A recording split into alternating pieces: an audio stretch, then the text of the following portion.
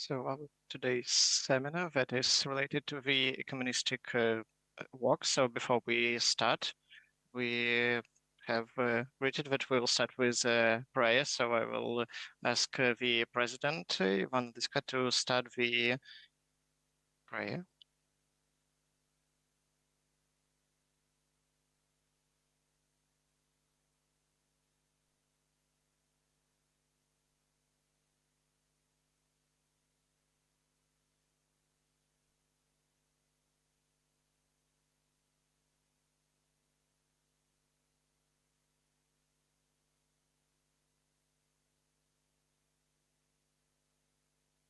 Before we begin, I would ask the ones who will speak in Ukrainian, just skip to Ukrainian from the beginning to the end. It would be easier for the interpreters. And the same to the ones who will speak in English. So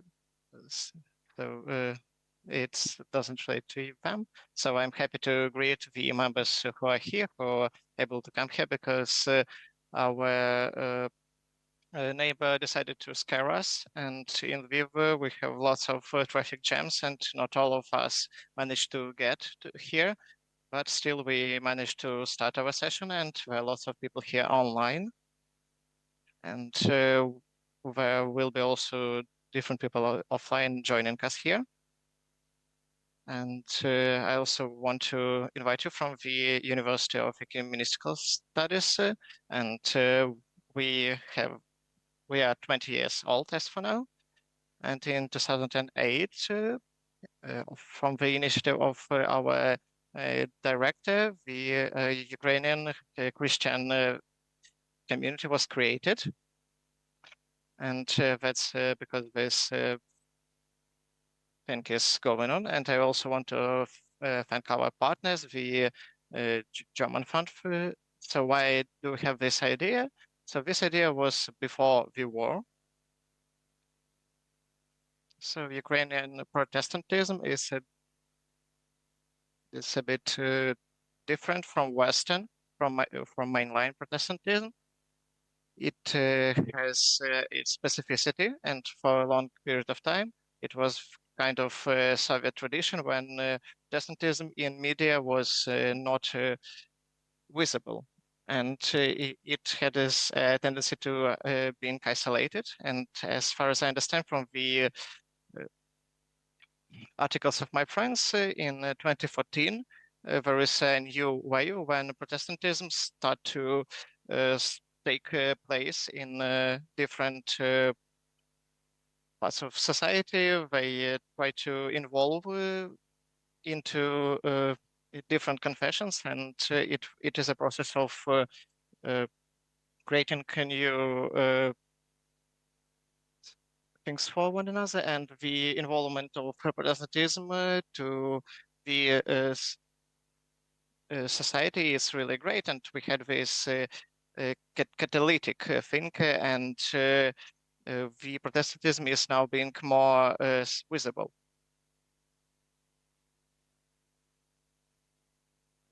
And it also caused the intensification of between confession relations, and there are lots of Protestant funds, and Ukrainian society starts opening the Protestantism to themselves. And I want to speak about this, breaking down. So what actually has started, what events took place, and I also want to speak about, because we have lots of negative things, and we need to hear about them because we have a lot to work on.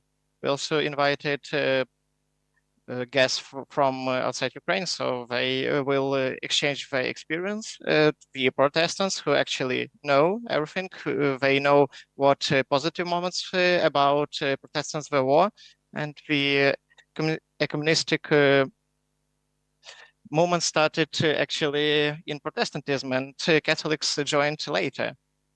So Catholics were really late, but still. The Soviet Union and the atmosphere actually started with the point so that all the Catholics were really far away from the processes and started catching up only a few years ago. So I want to give word to Hans Leysen, who came here from Germany, and it's a really brave movement. And now he is the Secretary General of Communion of Reformed Churches, and the topic of his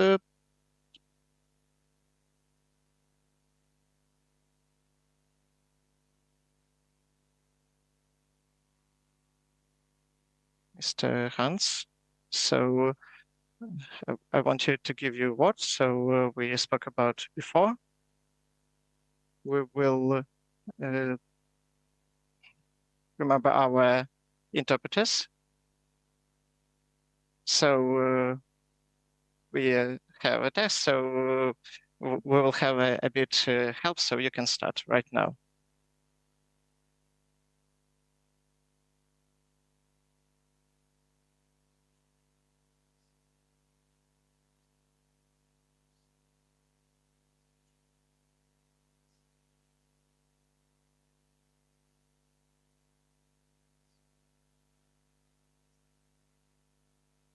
So I think this is showing the commitment to ecumenism and seeing the need for ecumenical cooperation in this country. Many thanks for that. I'm representing the World Communion of Reformed Churches. We gathered 230 churches from the Reformed, Presbyterian, Congregationalist spectrum. We also have churches of the First Reformation, the Hussites and the Waldensians, and we have many uniting and united churches in our fold. Our member church in Ukraine is the Reformed Church in Transcarpathia. And if they are present on the computer screen, I'm greeting them in particular now. My contribution this morning is more theological. I'm not too acquainted with the ecumenical situation in Ukraine that I could make proposals of how to proceed. What I'm trying is to give some description of the foundations in which we as World Communion of Reformed Churches see our calling in the ecumenical journey. And I would like to begin with the theme of our next General Council, which we do all 7 years. It will take place in 2025 in Chiang Mai in Thailand, a very minority Christian country with lots of interreligious experience. But we are coming together in a world which is stressed. We are not seeing this in Ukraine, but we see this in many parts of the world. We therefore decided to meet under the theme, Persevere in Your Witness. And this is taken from scripture, from Hebrews chapter 12, verses 1 and 2. And I will read those. Therefore, since we are surrounded by so great a cloud of witnesses, let us also lay aside every weight and the sin that clings so closely, and let us run with perseverance the race that is set before us. Looking to Jesus, the pioneers and perfecter of faith, who for the sake of the joy that was set before him endured the cross, disregarding the shame, and has taken his seat at the right hand of the throne of God. These verses point to the foundation for the WCRC's, World Communion of Reformed Churches, understanding of ecumenism and its significance in times of crisis. Large parts of the letter to the Hebrews are a lamentation about the hardships that the congregation endured on its journey of faith. We read, the arms are limp and the knees have become weak. The enthusiasm of the early days is gone. The road is arduous. The time of wandering is drawing out. The goal is in danger of being lost sight of, and energy seems to be depleted. The community has already experienced persecution and survived. It has experienced the confiscation of property and imprisonment, even if it has not yet resisted to the blood. But it seems that at the end of this suffering had not strengthened the congregation, but weakened it. Faith became fragile, discouragement and doubt were on the increase. In this challenging situation, the apostle offers two perspectives to help the congregation to persevere in its witness. The first recommendation is to look at the risen Lord and choose a perspective from above.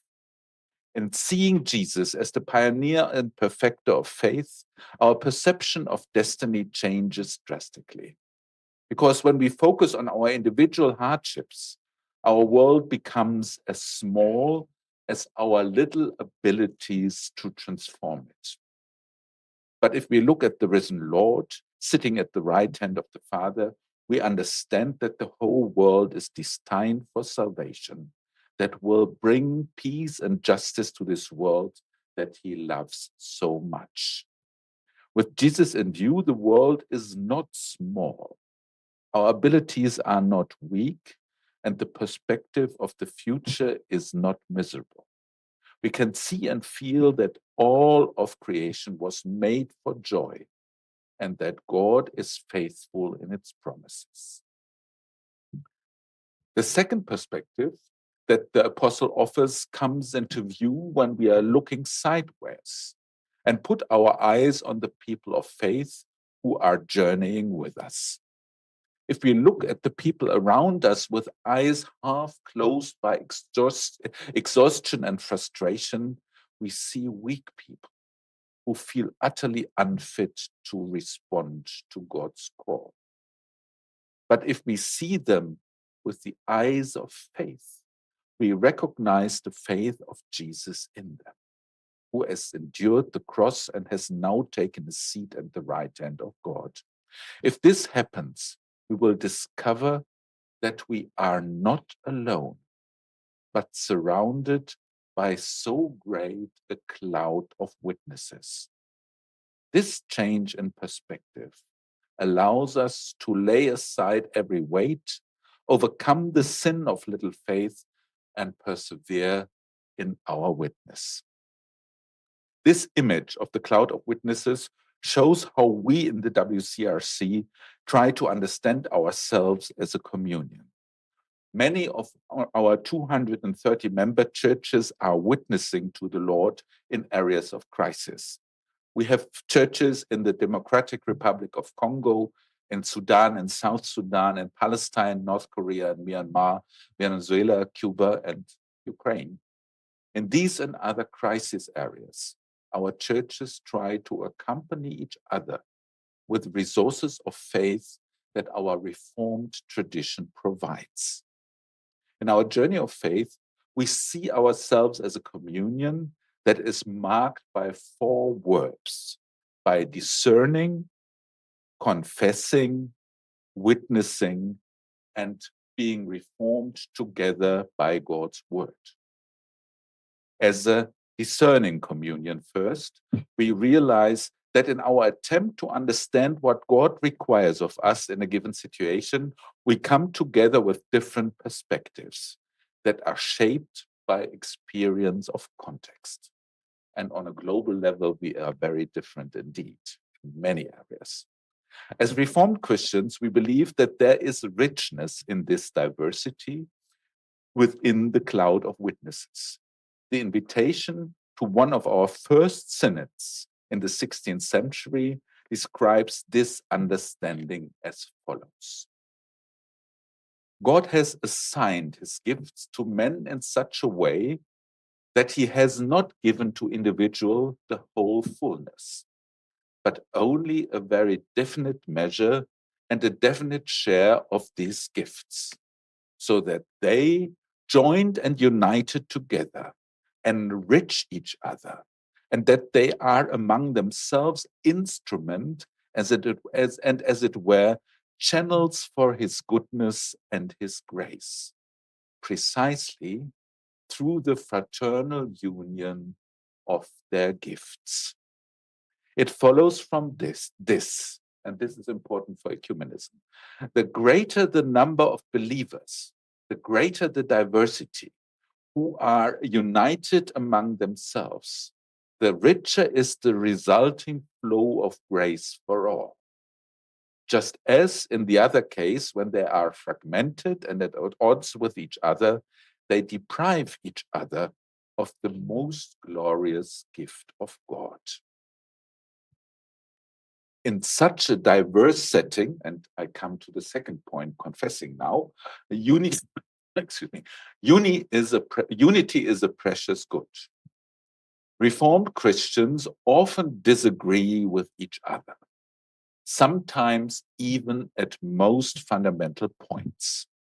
We have experienced moments of truth when parts of the communion realized that certain positions held by fellow Christians compromised the integrity of the gospel. And Reverend Datsko already pointed to apartheid. This is something which teared the world communion apart for a number of years. Those moments of fundamental disagreement call the Christian communion to confession.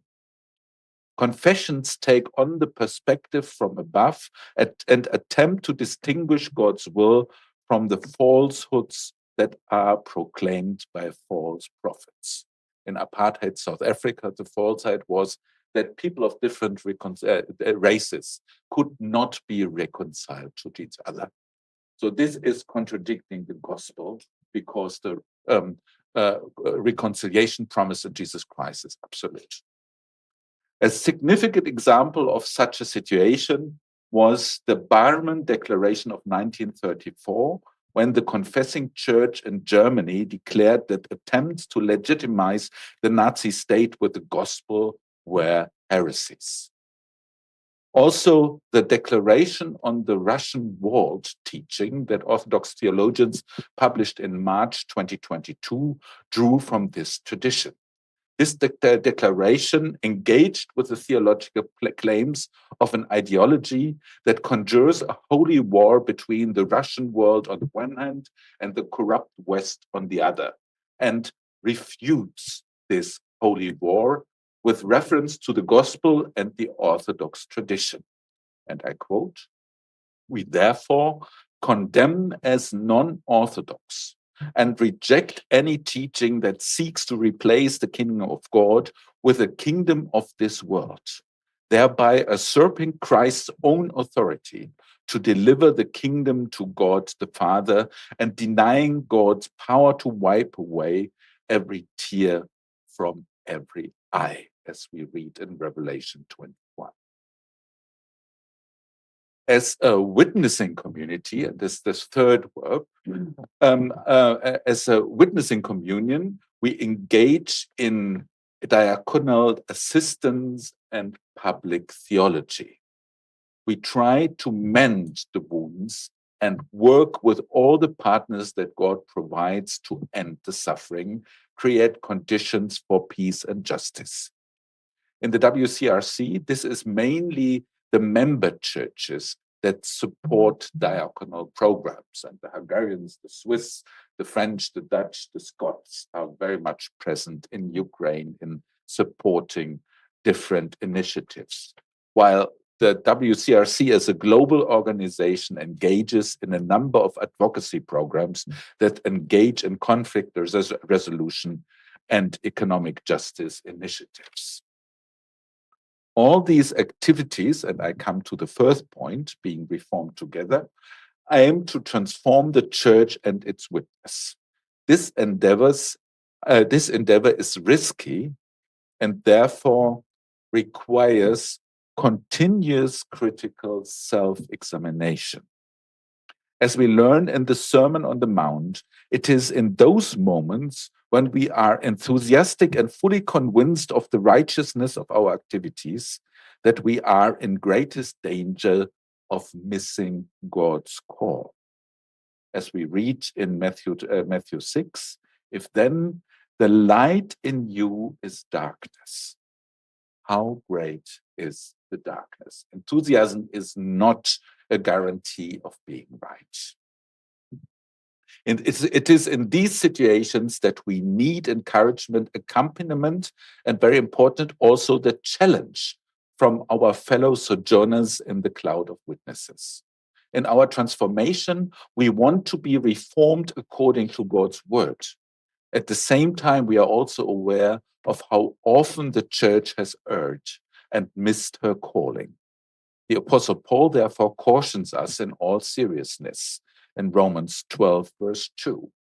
Do not be conformed to this age, but be transformed by the renewing of the mind, so that you may discern what is the will of God, what is good and acceptable and perfect. These four trajectories, discerning, confessing, witnessing, and being reformed together, call to be in the cloud of witnesses, they have a very distinct reformed tone. But this emphasis is not exclusive, but it's wide open to the diversity of the different churches and traditions in the ecumenical movements. It invites Christians from different denominations with the richness of their theological tradition to join into common discerning, confessing, witnessing, and being reformed together according to God's word, and add their particular perspectives to the ecumenical whole. It is our understanding as Reformed Christian and as faithful members of the ecumenical movements that we need each other to persevere in our witness despite all the hardships that we encounter on the way. I thank you for your attention.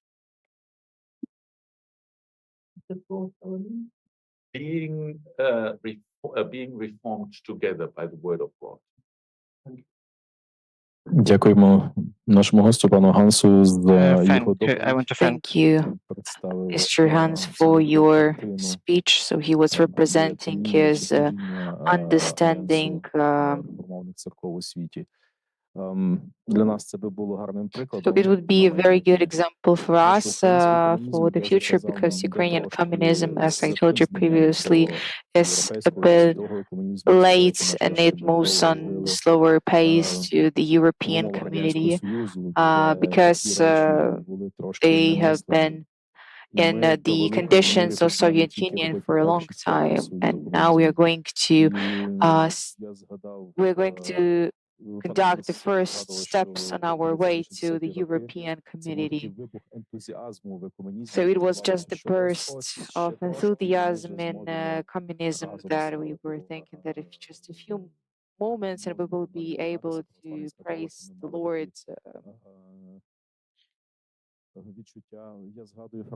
And also remember the phrase of Mr. Miroslav. So when this enthusiasm has weakened a bit, when we dive deeper into details, and when we dive deeper into details and in the dialogue on a more practical level,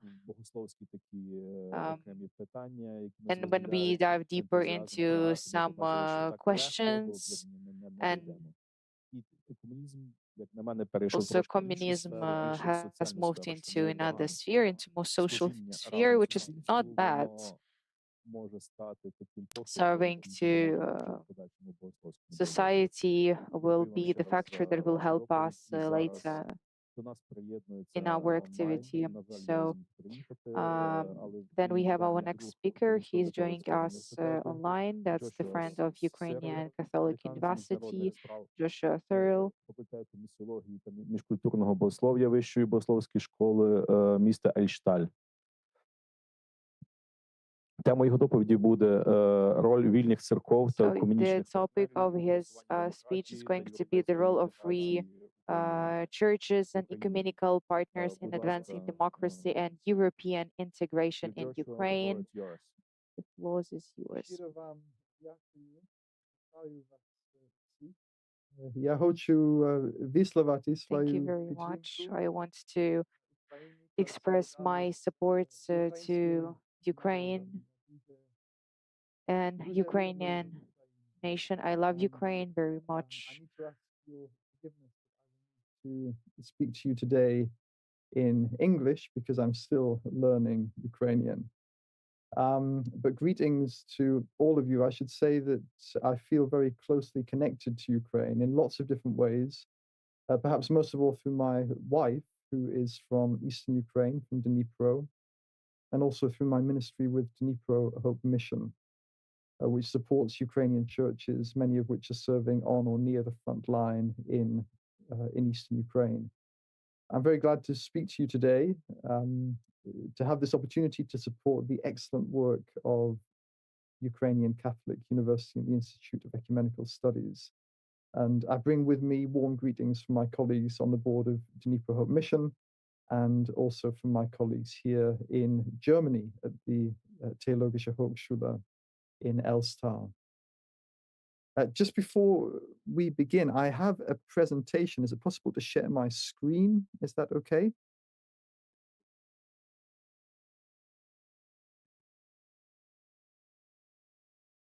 Let me try to do that. Can you see the screen? Is that visible to you? Yeah, okay, great. Good, so let me begin with the presentation. Let me just see if I can move the slide. I'm speaking today about the role of the free churches and ecumenical partners, specifically in advancing democracy and European integration in Ukraine. And I think as Ukraine emerges from the shadows of the Soviet past and continues to suffer from the imperial ambitions of an autocratic Russia, the United Churches of Ukraine have a crucial role to play in helping Ukraine to break free from the Soviet and totalitarian legacy. And so in this presentation, what I'm going to say is that I think that the Ukrainian churches, by working together, can effectively contribute to promoting democratic values, and they can serve as catalysts within their communities for Ukrainian society as a whole. But we need to acknowledge the Soviet legacy and the deep scars that the Soviet era has left on Ukrainian society. Soviet totalitarianism created a legacy of mistrust, ideological control, suppression of religious freedom and spiritual life. And also Orthodox Christianity became intertwined with the state, which led to a false conflation of national and religious identity. And the Protestant and Free Church movement emerged as minority communities within this Orthodox-dominated framework, and they often faced discrimination and hostility from both the state as well as from the dominant Orthodox religious establishment. And unfortunately, this historical context created a landscape that was marked by competition, by suspicion, rather than collaboration among the churches. And this attitude of hostility, of suspicion, prevailed until well after the demise of the Soviet Union and right up until, I would argue, the revolution of dignity and freedom in 2013, 2014. So the revolution of dignity, or Maidan, as it's known, demonstrated that shared goals of freedom, of human rights, social justice, the rule of law, goals that actually transcend denominational lines. These goals could become points of unity also for the church. And I think what Maidan did was it demonstrated that when churches come together, when they unite, they become a powerful force for democracy and for civil society. And my hope ever since Maidan has been that the churches in Ukraine can become active,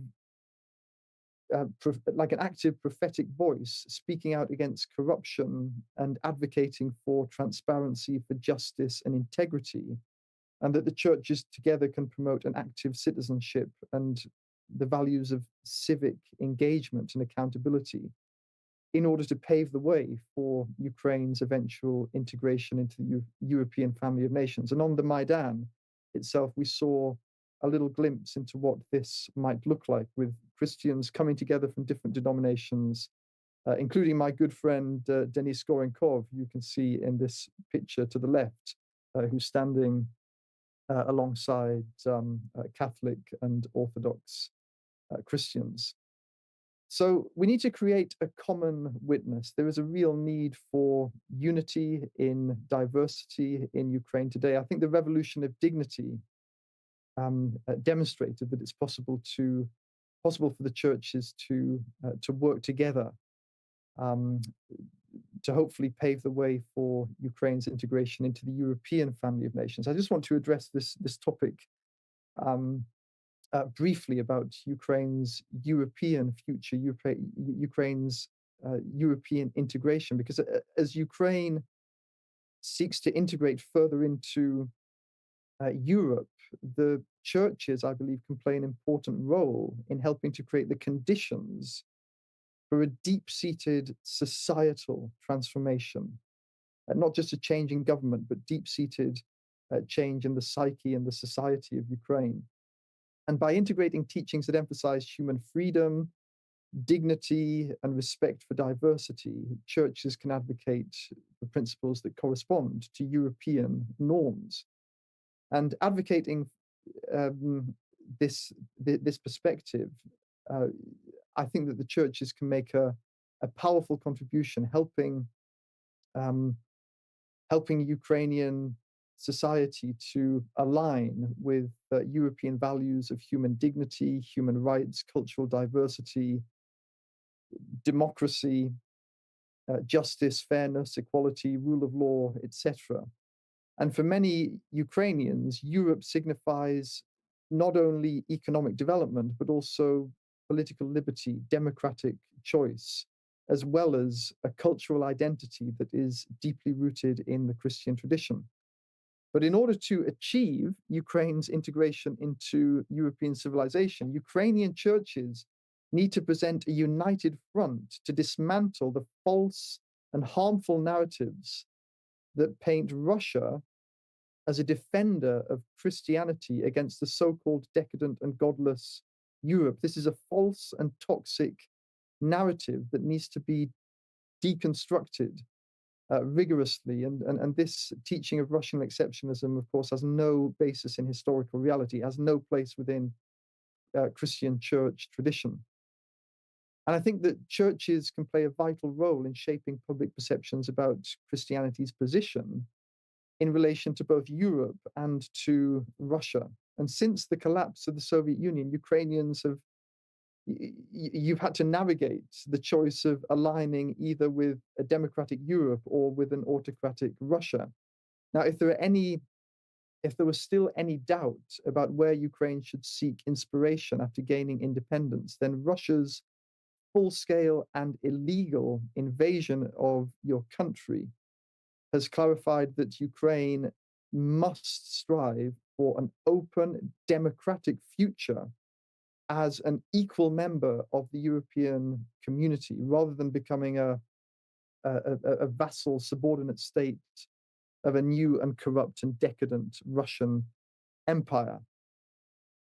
So the question is, I suppose the main concern of my presentation today is, what contribution can the Protestant churches in particular make to the promotion of Ukraine's European future? Well, what I would say is that the Protestant churches in Ukraine have a long-standing historical commitment to the values of freedom, of individual liberty, freedom of conscience, freedom of association, freedom of religion, etc. And rooted in the Reformation, these Protestant churches have held to the conviction that every individual has the dignity, has the right to the right, first of all, to interpret the scripture and to engage with the Christian faith on a personal level, without any constraints from government, without any oppressive decrees or institutional control. And in the current political climate of Ukraine, in light of the illegal Russian invasion, the role of the Protestant churches, I would argue, is even more significant. And by actively promoting the values of individual freedom, of dignity and accountability, the Protestant tradition has, I believe, an important role to play in helping to shape Ukraine's democratic and European future. And I would also argue that Ukraine needs to be considered as a quintessentially European nation. Ukraine is a quintessentially European nation. Ukrainian identity, what I mean is that Ukrainian identity is determined not only by historical and geographical definitions, but also by the aspirations of its people for an open and democratic society that embodies the principles of the rule of law. And these ideals of coexistence, of plurality, of unity and diversity resonate strongly with a new emerging generation of Ukrainians, especially the young Ukrainians that I speak to, including many of your students at the Catholic University. These are people who came of age during Maidan and the Russian invasion. They don't have the same historical memory of the Soviet legacy. And on this point, I like to think about the great Ukrainian poet, the national poet Taras Shevchenko. I love his advice to his compatriots, where he said something like, "Учитесь, брати мої, думайте, читайте, и чужому научайтесь, и своего не цурайтесь." Apologies for the English accent when pronouncing the Ukrainian quotation, but I think the wisdom behind this quote is still very valuable and very prophetic. Speaks to us today because it emphasizes a distinctively European approach to cultural diversity, which allows for the preservation of national identity while respecting and cherishing other beliefs and traditions. So I believe that the Protestant churches in Ukraine can help the other Ukrainian churches, Catholic, Orthodox, other traditions, to undergo a paradigm shift in their self-understanding of their public witness. And by this, I mean a transition away from being a kind of closed, self-enclosed sacramental institution towards an understanding of the mission of the church as a kind of open movement that advocates for peace and justice and compassion in the public realm. And I think that Ukrainian Protestants can help their ecumenical partners to realize that Christian faith is diverse, and that this diversity is something that should be cherished and protected. Now, of course, there are certain risks associated to the Ukrainian churches with embracing a kind of European democratic pluralism. I think, for instance, about the loss of state patronage, the loss of a privileged status within society may result in church attendance declining, at least in the short term. But churches that have been stripped of political authority, they will now have to find new ways of communicating the message of the gospel without relying on political coercion or financial power. And I think that this transition in the Ukrainian church's public witness will produce a lot of crises, a lot of challenges. But I think every day that this war, this terrible war, continues for your country, you, the Ukrainian people, are also gaining the experience and the courage that you need to overcome these challenges and crises. So what I would say just in conclusion is that I think that as Ukrainian churches in their united public witness embrace freedom and democracy in solidarity with the Ukrainian people, there will inevitably be disputes concerning the role and the place of the churches in a free and open society. But thanks to these disagreements and these debates, there'll also be conscious choices. And under these new conditions, the Christian churches in Ukraine will receive the opportunity to undergo a renewal. They'll become more relevant, and the values of Ukrainian Christians will demonstrate their power to persuade the Ukrainian people of the truth of the gospel without the need for top-down impositions from the church or the state authorities. So just finally, what I would say is that in the face of war and conflict and adversity, my hope is that the Ukrainian churches will unite in their gospel witness, and also that the Protestant churches, including my own denomination, the Baptist churches in Ukraine, Baptists and Pentecostals, will play their part in this movement, helping to unite the Ukrainian churches in their gospel witness, and that the Ukrainian churches will help the Ukrainian nation to find the path towards a hopeful future that is defined by the gospel values and also the social values of freedom and dignity. Шановні друзі та колеги, щиро вам дякую. Dear friends and colleagues, thank you very much for your attention. Дякуємо, дорогі професоре.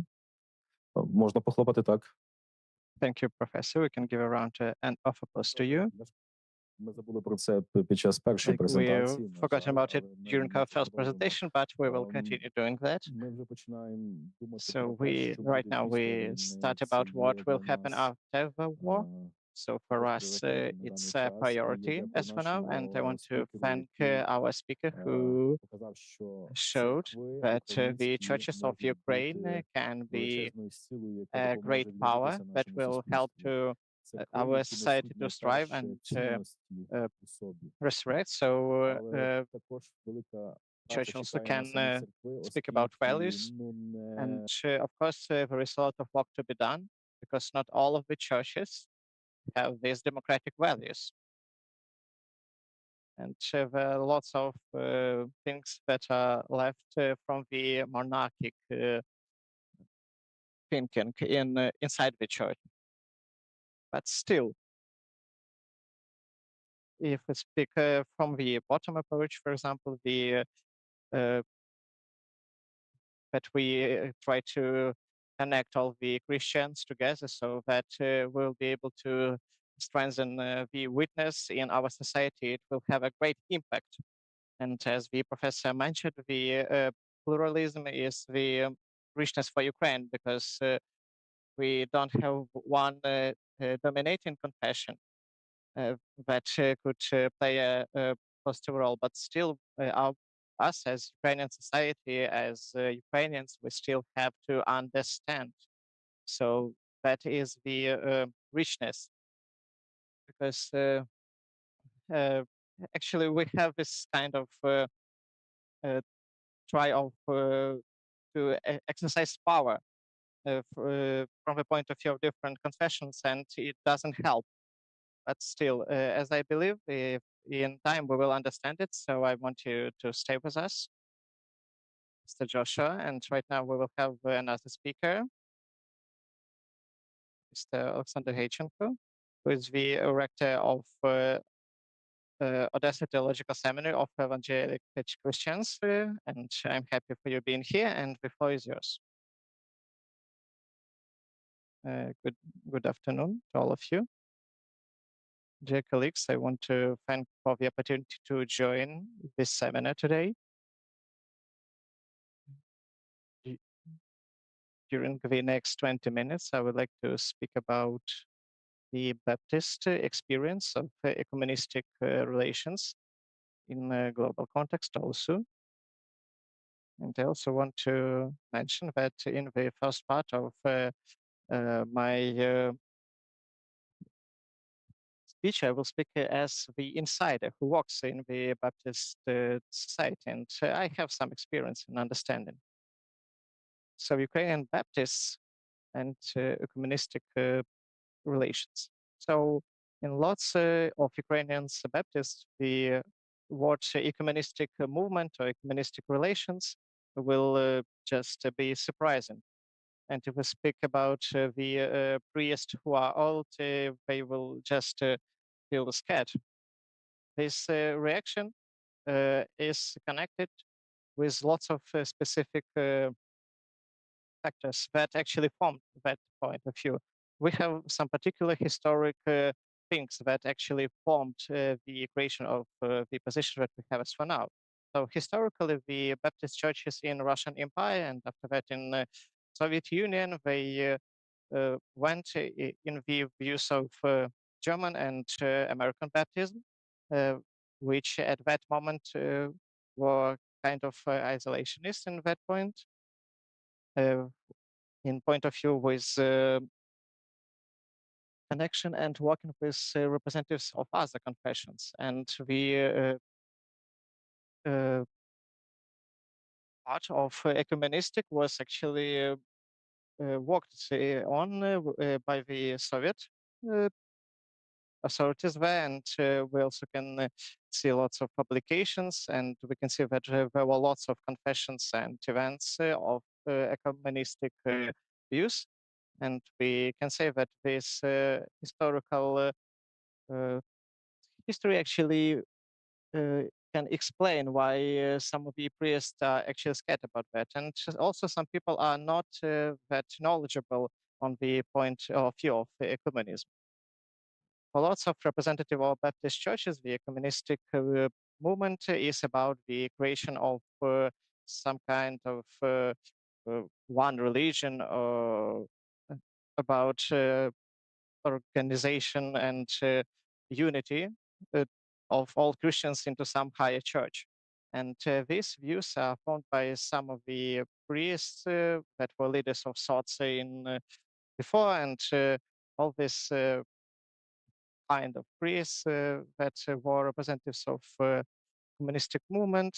I want to say that even in some educational institutions, this ecumenistic movement on peripheral point of view, and they're not so represented. And it only strengthened the fog in understanding the ecumenistic movement.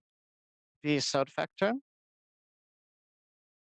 is the planning of is the creation of some stereotypes about different confessions. Traditionally the number of Baptists have lots of stereotypes about lack of transformism in other confessions. Of course, such stereotypes actually are destroyed when they meet different people from different confessions.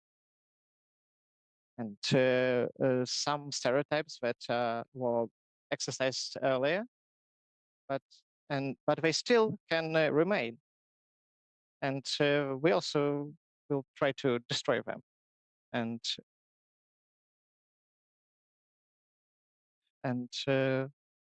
when I was asked whenever something could be good with Nazareth, so in the Baptist tradition, there are some structural and internal theological factors that make some kind of ecumenistical dialogues impossible.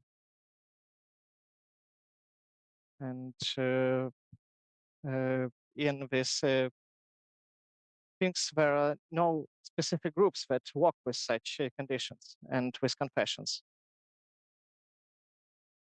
So the unity has some specific committees.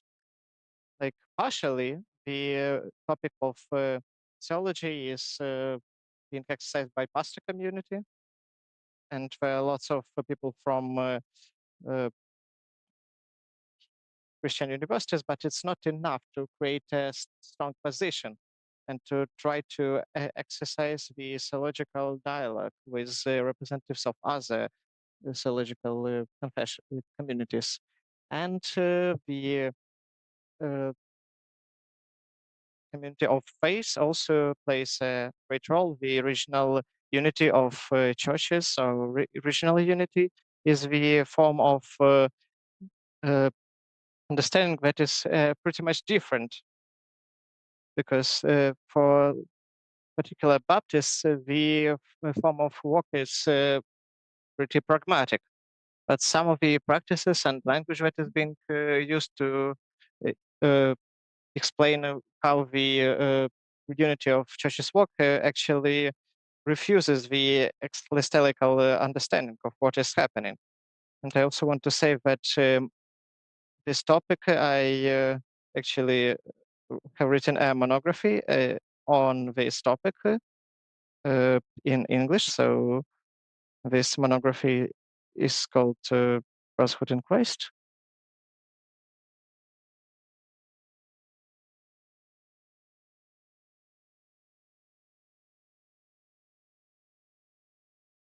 So I believe that there will be a Ukrainian translation that is ready as for now, but now it's being edited.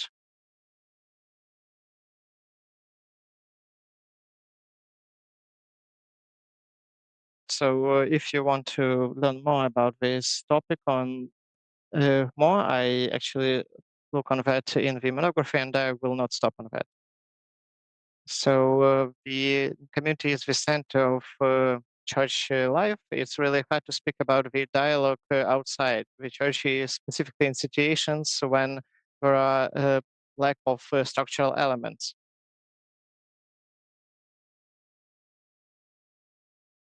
And the last factor that is being important is and the stage of forming from the beginning of religions and Christianity. We can speak about different publications and sorts of John MacArthur Jr., which were sent through different educational institutions, and there were lots of theological intervention by Baptists of USA. And John MacArthur Jr. is the famous Evangelion pastor who has these fundamentalist views. And he and his fans are known by the practice of double changing. So it's when the MacArthur, they do not work with ones who work with other churches or organizations whose theological views does not reflect the views of MacArthur. And these views were pretty widespread because of the lots of translations and publications of MacArthur in Russian specifically, and his Bible with comments, and it was transferred for free between the Baptist priests, and we can't just say that the influence was made because of that. So the founder of MacArthur and his organization has financed some seminars and educations and some activity of leaders of sorts that actually transferred his views. If we speak about the Southern Baptist Convention in USA, you can say that at the end of 80s of 20th century, at the beginning of 1990s, in the theological community, there was the change of theological vector. More to some organized, centralized view. So these changes has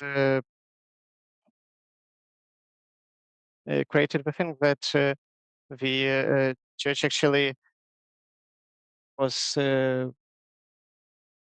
refused to stay in the Baptist Union, like it doesn't have the opportunity to influence the Ukrainian Baptist Church, but actually it helped with some kind of threatened views of some Baptist Christ. And but still, we need to understand that Ukrainian Baptists are the members of National Baptist Alliance, and that's why we're different from the Southern Baptist Convention. So all in all, everything, and we can take some other factors, and because of that, the ecumenistic views on our stage is not the main direction, but still on practice, we have some practices of interconfessional work and interconfessional practices. So the representatives of the church take part in different conferences of European associations in churches. For example, in 2023 in Tallinn, there was the representative from Ukraine there, from Ukrainian Baptists. And the next month in Warsaw, there will be another meeting where we will discuss the question of religion in Russia-Ukrainian war. There also will be some representatives of Ukrainian Baptist Church.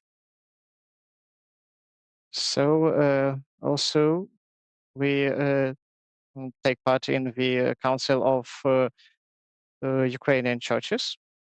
So some of the communities conduct some particular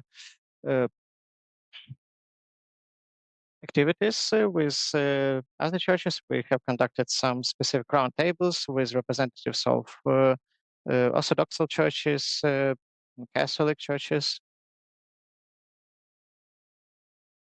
and other Protestant confessions.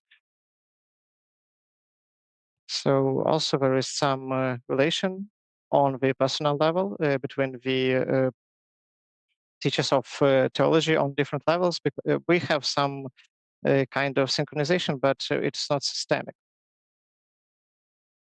And right now I want to go to the second part of my speech and highlight the experience of ecumenistic relations. Of course, we won't be able to speak about contents, but I want to say that it's the positive movement and it is being developed. And it's a great example for us in Ukrainian context. So the International Alliance was created in 2005 in London. And right now there are 246 unions from different countries. There are 51 million members and 176,000 churches around the world. So the International Baptist Alliance is the global movement of Baptists that have the same belief in Jesus Christ, and they are united by love in God, and they try to improve and to transfer the beliefs of God to others. So one of the main aspects of activity is the trying to make the Christians united. And the Alliance actually said that the Alliance tries to improve the cooperation between Baptists and with other Christian groups to save our unity in Christ. Also, it's been done because of lots of theological dialogues that are being done because of the representatives of different confessions. And we also try to deepen the understanding between us in realization the unity of church. We also take part in different activities specific to international churches. And also helped the International Baptist Alliance. We can see that on the page of Alliance that there were lots of such kind of dialogues.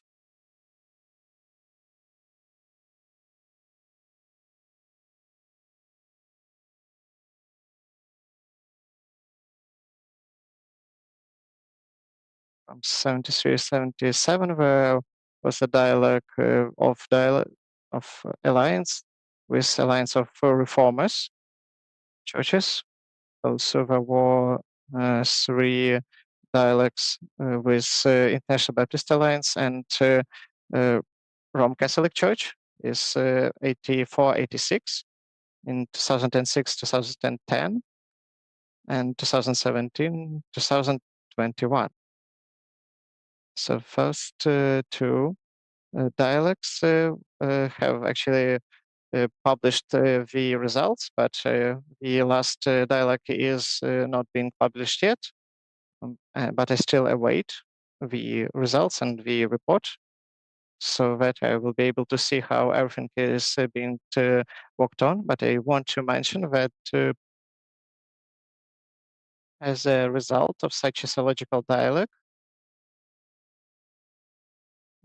during 84, 88, it was just the beginning. And as the Catholic theologist mentioned in his comment, the report is only the beginning of the beginning.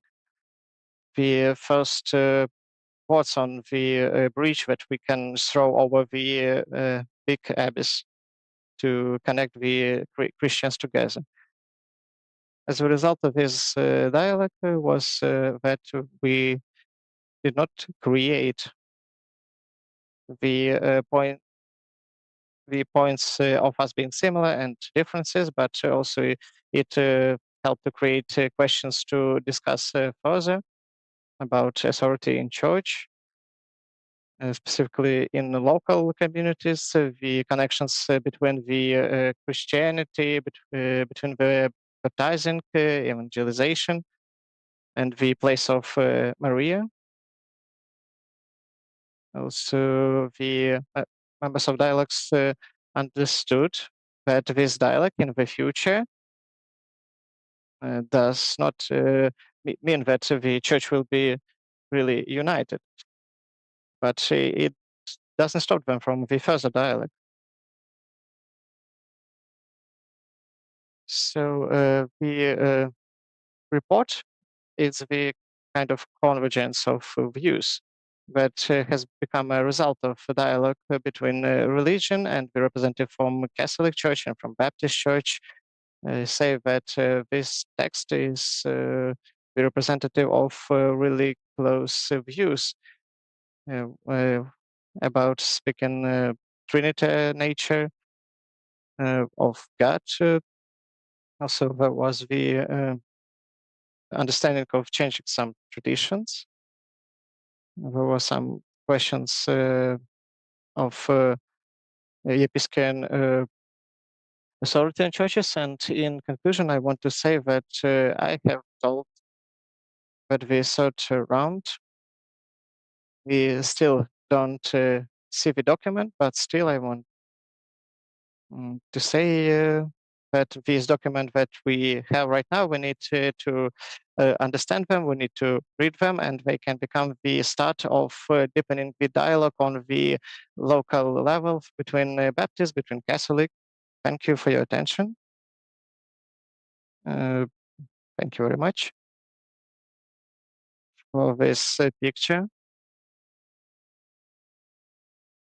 for how the Baptist churches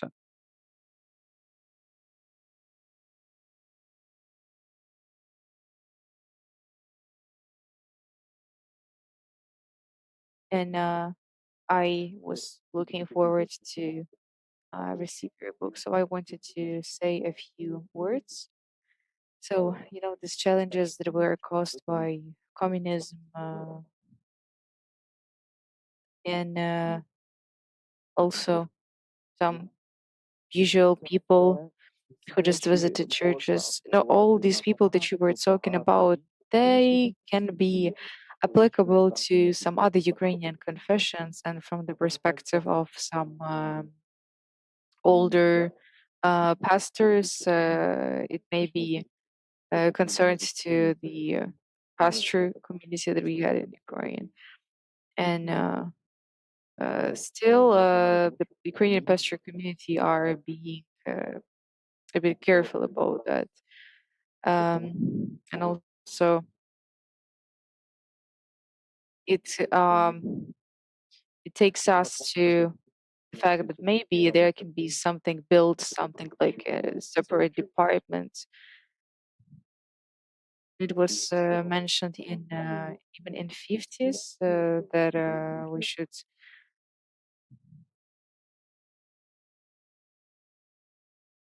we should like deny the accusations. And as you remember, someone says that from this big church there has to come be some antichrist. But and also talking about the Ukrainian baptism, it's more like on the crossroads, because on the one hand, this activity, this movement is more conservative, and on the other hand, they are very, very involved into international dialogue. And I'm now looking at the reports about the dialogue from between Ukrainian Catholic Church and World Baptist Alliance. And we will see which transformations are waiting for the Ukrainian baptism in the future. Thank you very much.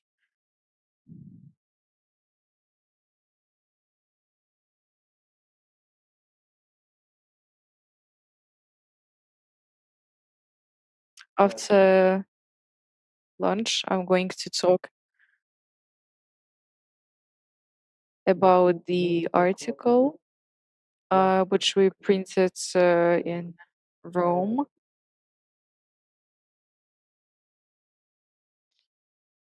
No, it was written by the Dr. Katerina Horobach, and it's called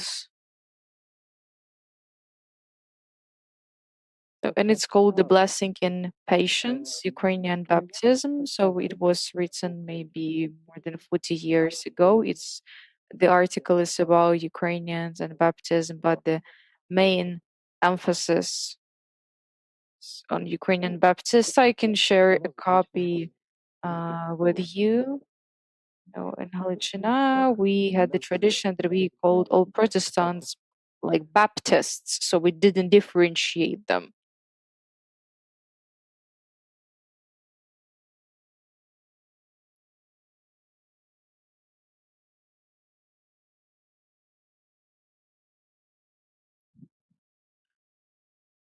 So that's the type of specifics that concerns in Baptists and some other minorities in Ukraine. And now Yuri Kulakevich has to deliver his speech. So he's going to join us online.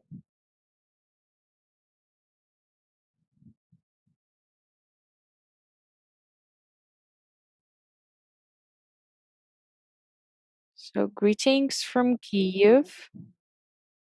I wanted to be with you in Lviv, but this is what we have. So this is Yuri Kulakevich, head of the Department of External International Relations of the Church and of Christians of Evangelical Faith of Ukraine. So thank you very much for inviting me, and I have some important things to talk about. So the representatives of academical community who joined the initiative during past years, the Dr. Mansaviv,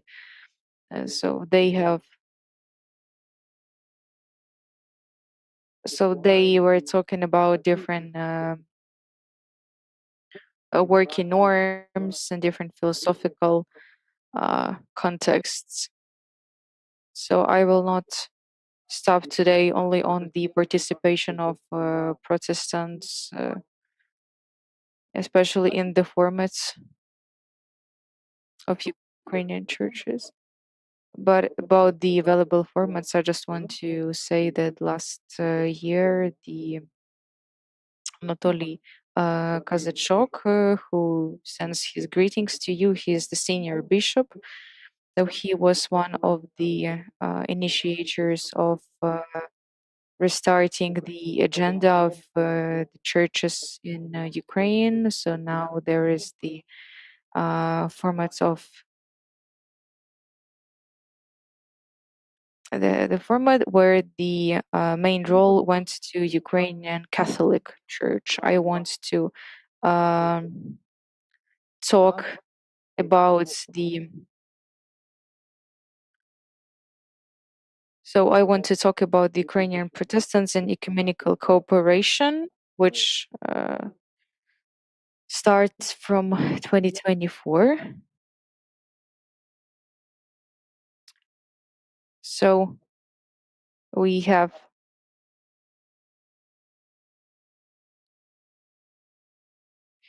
now we usually make jokes with my colleagues that usually you need something very powerful, like powerful machine to invade into something, to stop something, and then we can start some changes. But talking about the Christian community, there can be different formats that, on the other hand, there might be more sophisticated approach to the um, audience, and maybe sometimes there might be the third approach. So we use the different abbreviations. So declarations about of the council's establishment was signed on April 14th, 2005 by leaders of 8 Ukrainian churches, spanning a wide spectrum from Lutherans to charismatics. And by the end of 2024, the council comprises 13 churches, unions, fellowships, associations, with the uh, like this year, 4 in status of observer, and uh, they will move to they will move to the role of full right members. So taking into account at the number which is presented in Ukraine, that we have 33,000 Ukrainian uh, 33,000 organizations, 33,000 churches, but 1/3 of these churches are united in the formats of council, and in some regions there might be some formats applicable to cities and regions, and they work on their local situations, local initiatives. And here in Kiev, I'm meeting with the bishop of the Methodist Church, overseeing some congregations in Ukraine, and also talking about some Ukraine and some Baltic countries. And among Methodist churches, he thinks that it's important to join the platform, the cooperation, especially nowadays during the wartime in Ukraine, in order to um, make Methodist Church be here with us. So it was formed, the council was formed to unite the efforts of evangelical and Protestant churches that signed declarations of the council's establishment, aiming to protect the principles of freedom of conscience and religions and ensure the equality of all religious organizations.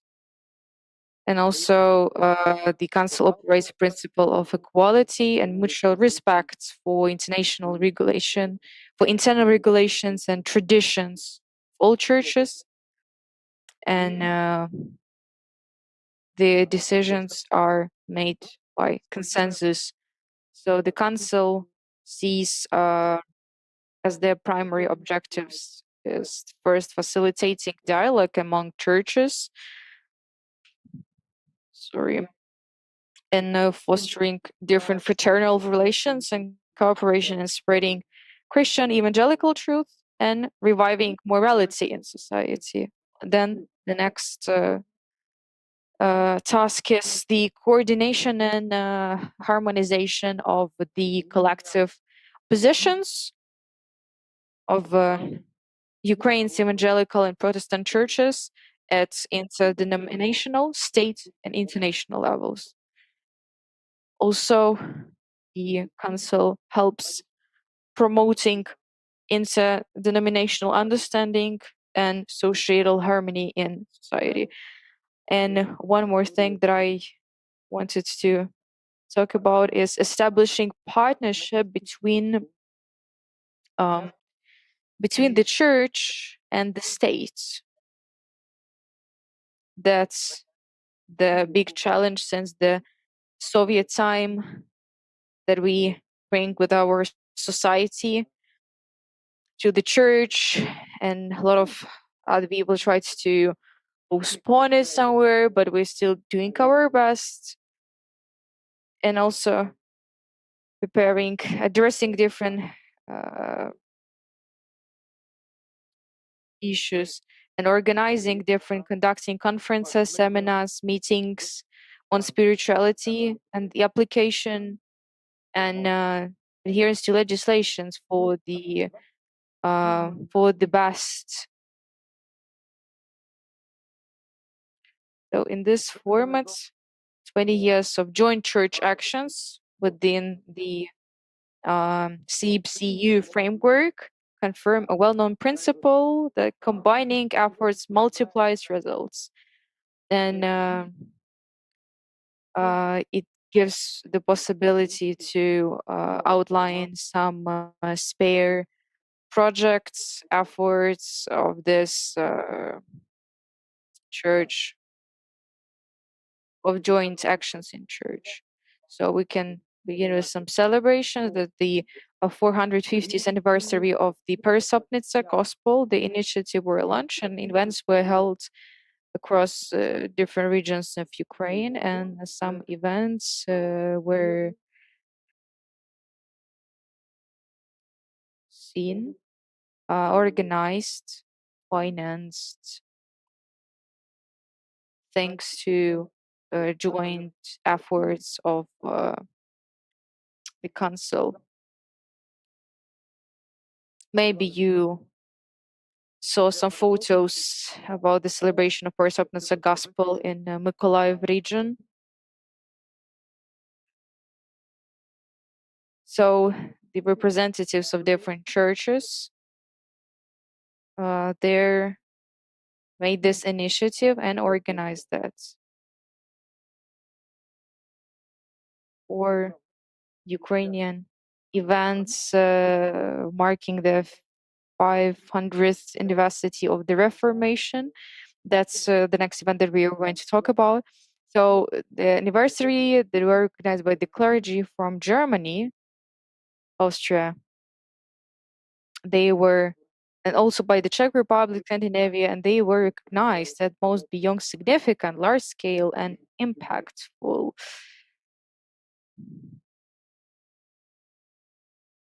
Or the National Thanksgiving Day.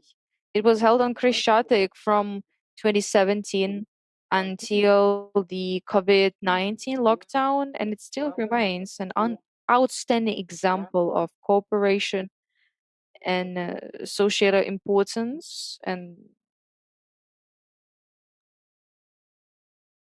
gratitude is a virtue that we all strive to cultivate. Not only today on Thanksgiving Day, from not just taking a tradition from our friends from the US, but understanding the true sense of the celebration. So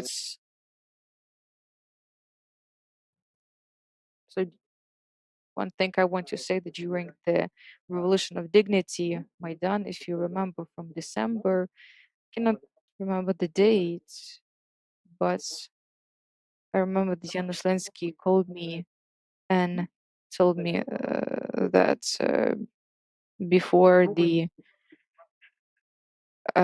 council, before the agenda, we will try to, so that before the political part, let's try to conduct VJ, but and I didn't think that it will work out. And I remember that a lot of representatives of bishops from the churches went there and joined the spare prayer.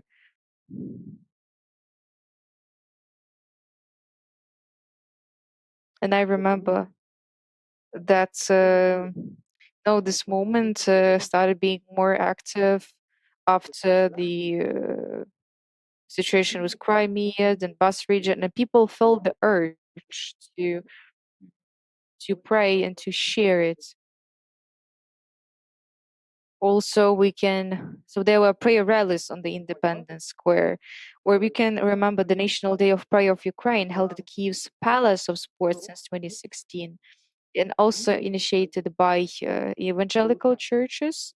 And again, every year it continues to draw more believers from various denominations. I remember that it was also in Bucha on the territory of the university, and this year it's in the Palace of Sports. And it's a pleasure to see more and more people there, and bishops join to be united in the prayer. So that what makes me happy. So talking about some delegation trips. So interdenominational delegation trips there were trips to establish relations with the national evangelical alliances. So that's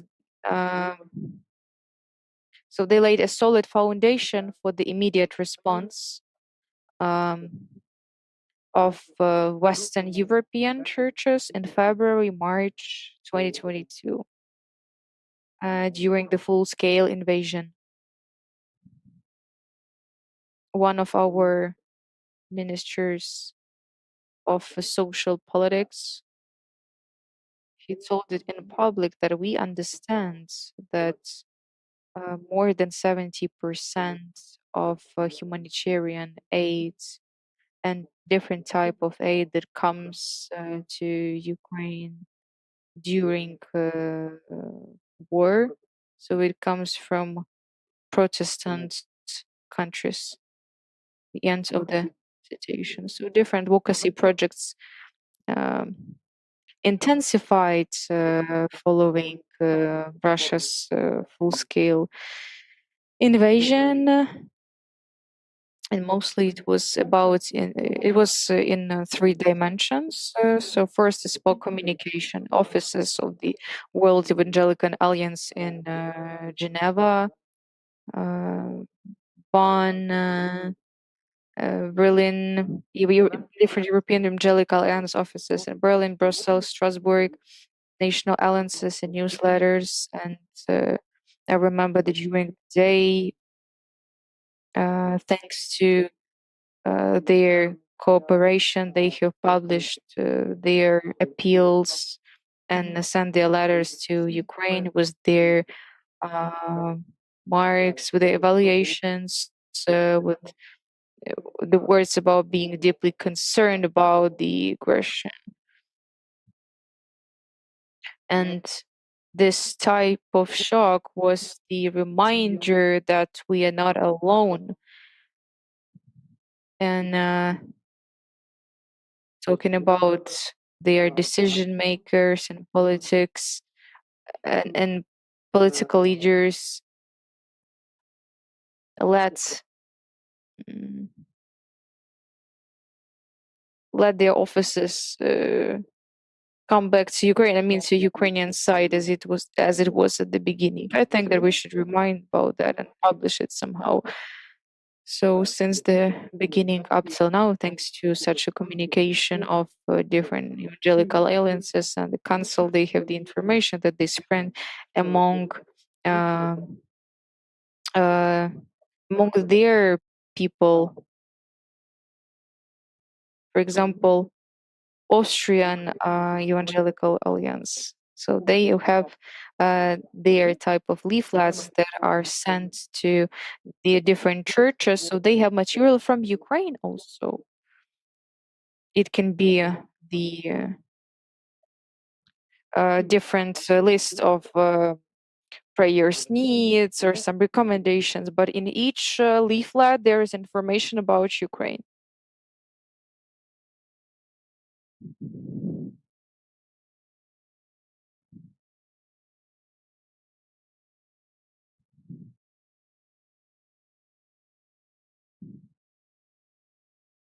I think there is the problem with the electricity.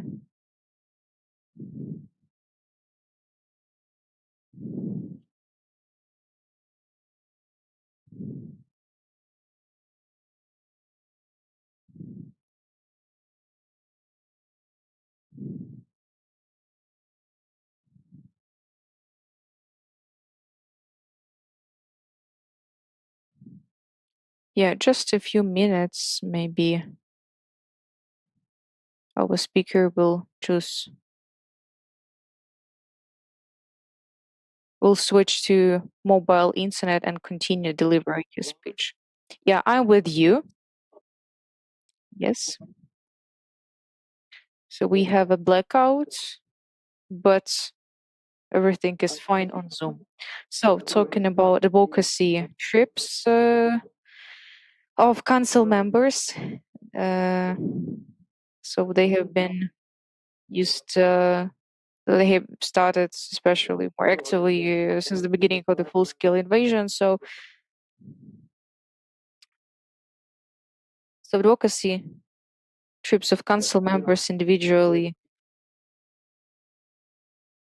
So just 1 second, I will turn off the video so you could hear me better. Let's continue. So, advocacy trips of council members to European capitals, the United States and Canada, they are the important element of external cooperation with other countries.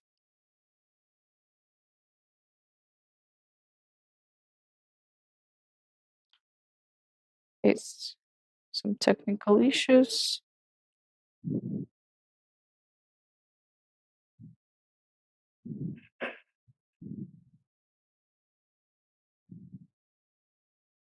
So in Kiev, we sometimes make jokes. So we go to Warsaw or Hungarian airports more often than to the left. Um,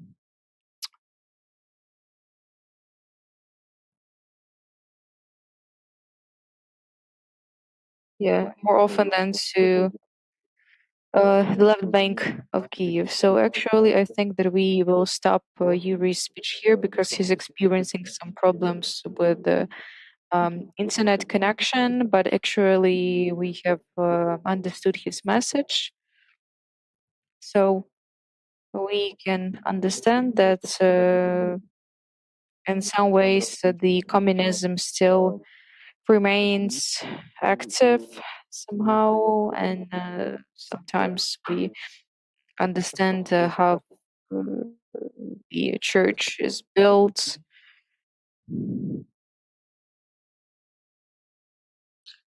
So sometimes, the things that we discuss,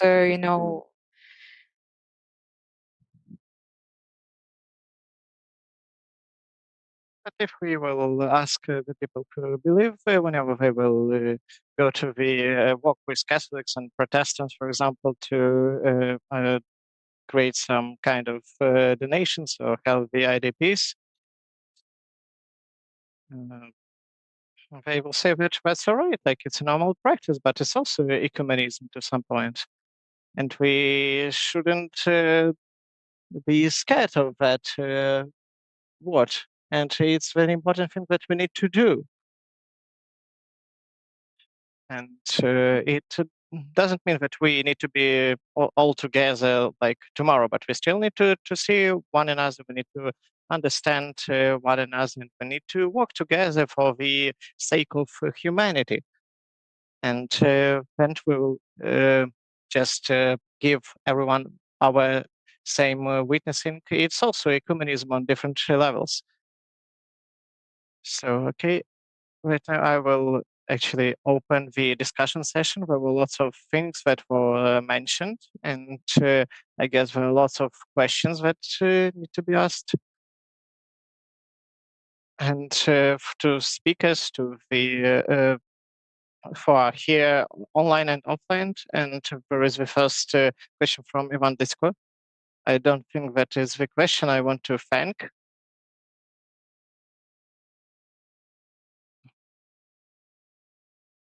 So I want to thank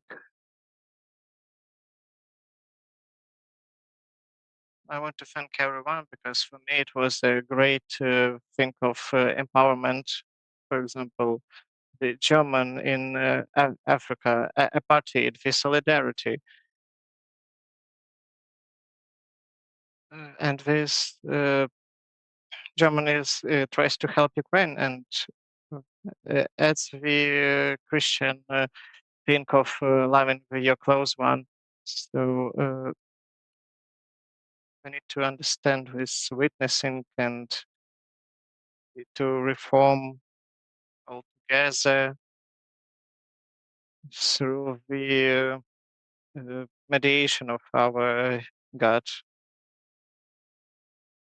And it's really interesting. So it's no difference what nation, what race this person is,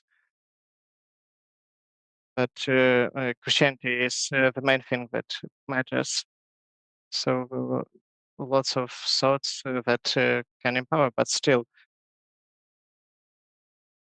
But what do you do in the West, and what for West to help us, like apart from keeping up the good work?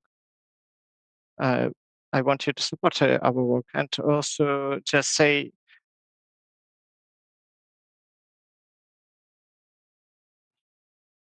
so how much good is being done. So we have this conflict when we do these meetings. We speak a lot about different important things, about different resolution, but how we can transfer these resolutions to our people. I think that the direct fact, because we as Catholics, I am a Greek Catholic, and we were not the last in ecumenism. So the Protestants were there in the 18th century, but still, but the Rome actually forbidden us to do these ecumenistic practices. So we need to understand how we can live our life together, to do our social work, to do soldier work, and how can we witness the Christ without different things. It's not a question I want to thank. And when we will have lunch, I guess we will be able to speak about that a lot. So thank you. Maybe anyone else have some questions?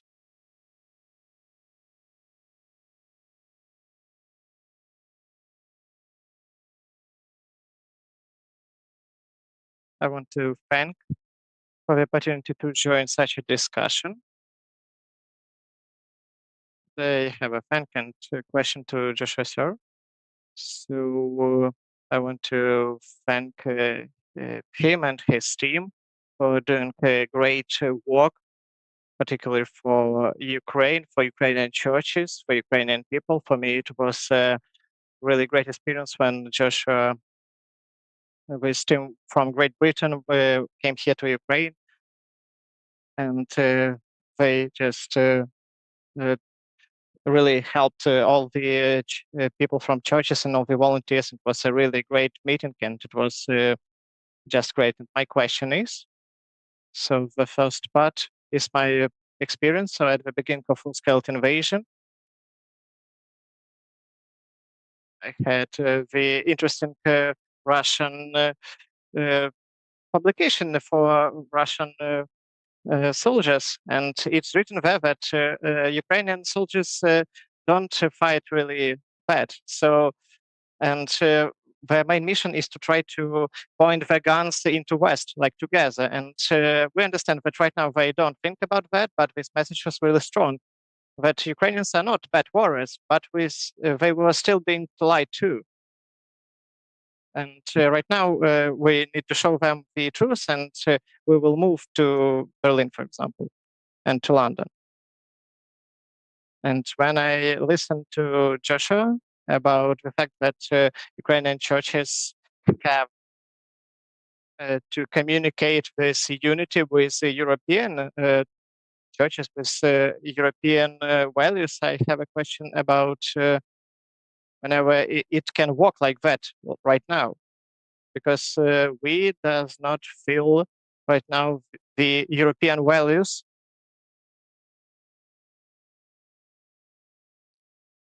If we don't speak about the experience, but about the reality, that there are some things that can be useful for us as the reference point.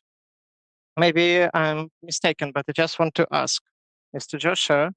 So right now you're in Germany. So what do you see useful? Like whenever today, right now, our Ukrainian Christianity, what it can say, what it can see in Europe, what values it can see, and what can hold us together. I don't speak about myself, but what we can what we can make to understand that we can feel this support from Europe and not join forces with Russia and move to Western. I just want to make this question a bit harder, but I hope that Joshua has understood my question. Tak, щиро дякую тобі. Дуже приємно бачити тебе, Дениса, брата. Really great to see you here. I also have very fond memories of our meetings with you and the other pastors in Ukraine, and it's our privilege to support you. Concerning your question, and I thank you for the question, because I think it raises important issues. I think that Europe, at its best, represents the values of openness, democracy, pluralism, human rights, democratic freedoms, freedoms of religion, freedoms of conscience, freedoms of associations. Now, I admit that in my presentation, I gave an idealized picture of European civilization that doesn't necessarily correspond with the reality. But what I was speaking of was the idea of Europe, because I wanted to suggest that ever since Ukraine gained independence, Ukraine has been faced with a civilizational choice, either to become part of a corrupt and autocratic Russia, or to become part of a democratic, open, free European society, to join the European family of nations. And I think that at its best, Europe stands for something that we should all cherish, not just as citizens, but also as Christians, as believers, as brothers and sisters in Christ. The Maidan demonstrations were a matter of fighting, struggling for freedom and dignity. Now, these are important social ideals, but even more importantly, they're also gospel values. And so I think freedom and dignity, these are issues that need to be cherished and defended and upheld. And I think the churches, if they make a common witness, they can become a powerful prophetic voice for Ukrainian society. And I also think it's crucial to deconstruct the myth of European godlessness, European secularization. The European space, I'm speaking here from Germany. Yes, we live in an increasingly secular society, but this doesn't mean that our society is godless. Doesn't mean that our society, our European civilization, doesn't have anything of value to contribute. Our European civilization is not decadent, and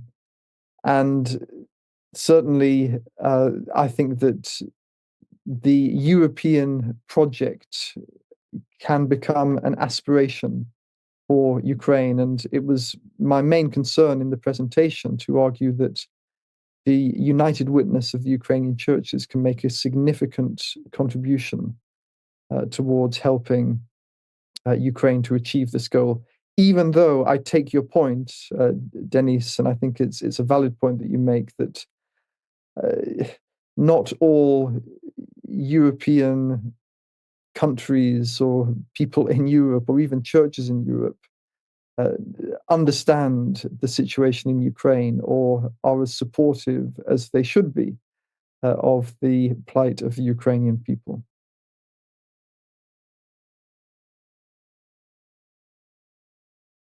But thank you for your question. Thank Mr. Joshua. So I think I will also have a question to Mr. Joshua.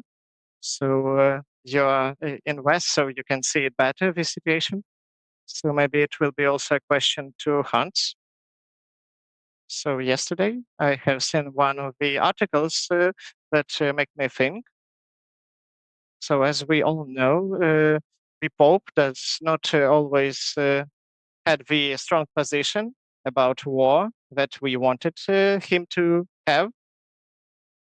And we know that his views were formed by his school education, for example. But he also listens to one organization, charity organization, that is very long in charity. And this organization is the organization of Sanjiro. And for a long time, this organization, they have these views. Specifically, and lots in Europe have these views of just peace. So having respectful peace, but this peace will be achieved only with the cost of Ukraine. And yesterday I saw the article of Andrea Riccardi, the head of this organization, where they said that they are for peacefulness in democratic way, but that it won't be done in cost of Ukraine. Like it's an important moment, and I still see that the position has changed a bit, and maybe there are some similar tendencies in Europe right now, like the ones who were the representatives of just peace points of view, and maybe they understand the situation a bit different, so they want to sacrifice Ukraine for the sake of peace, and that's it. So I guess I will ask Mr. Hans to answer this question first, and then Joshua.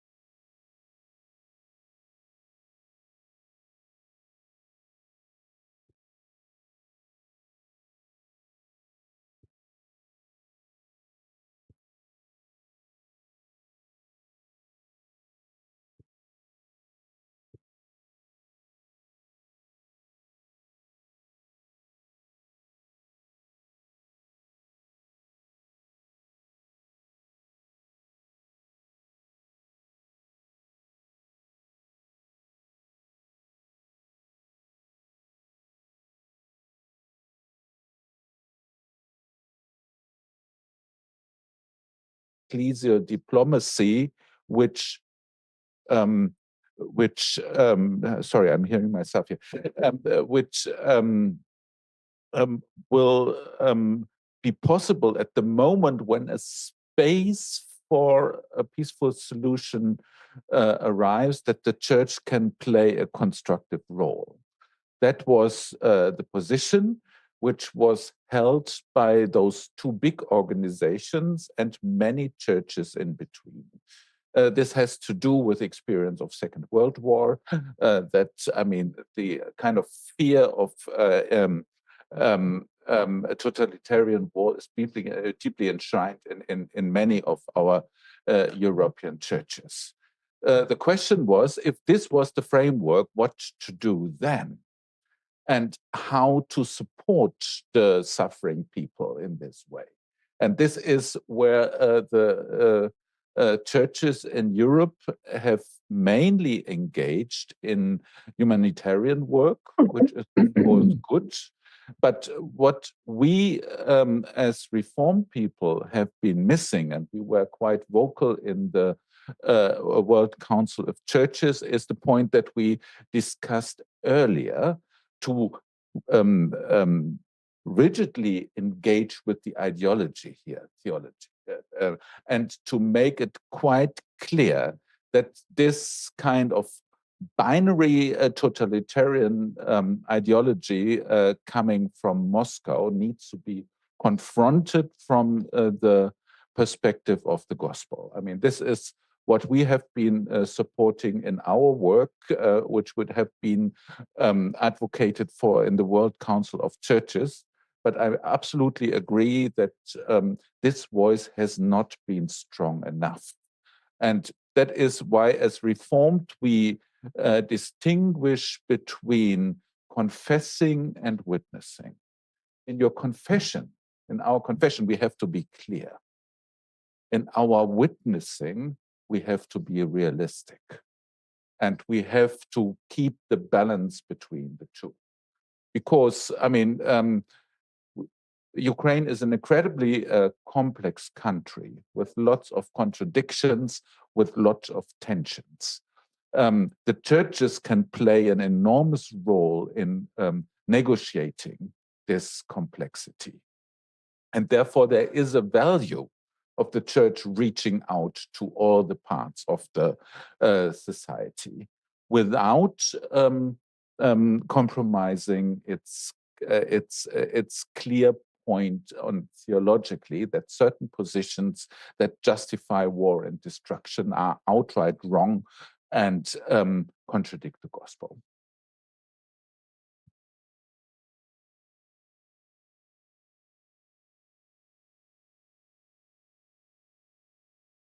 Please, Joshua.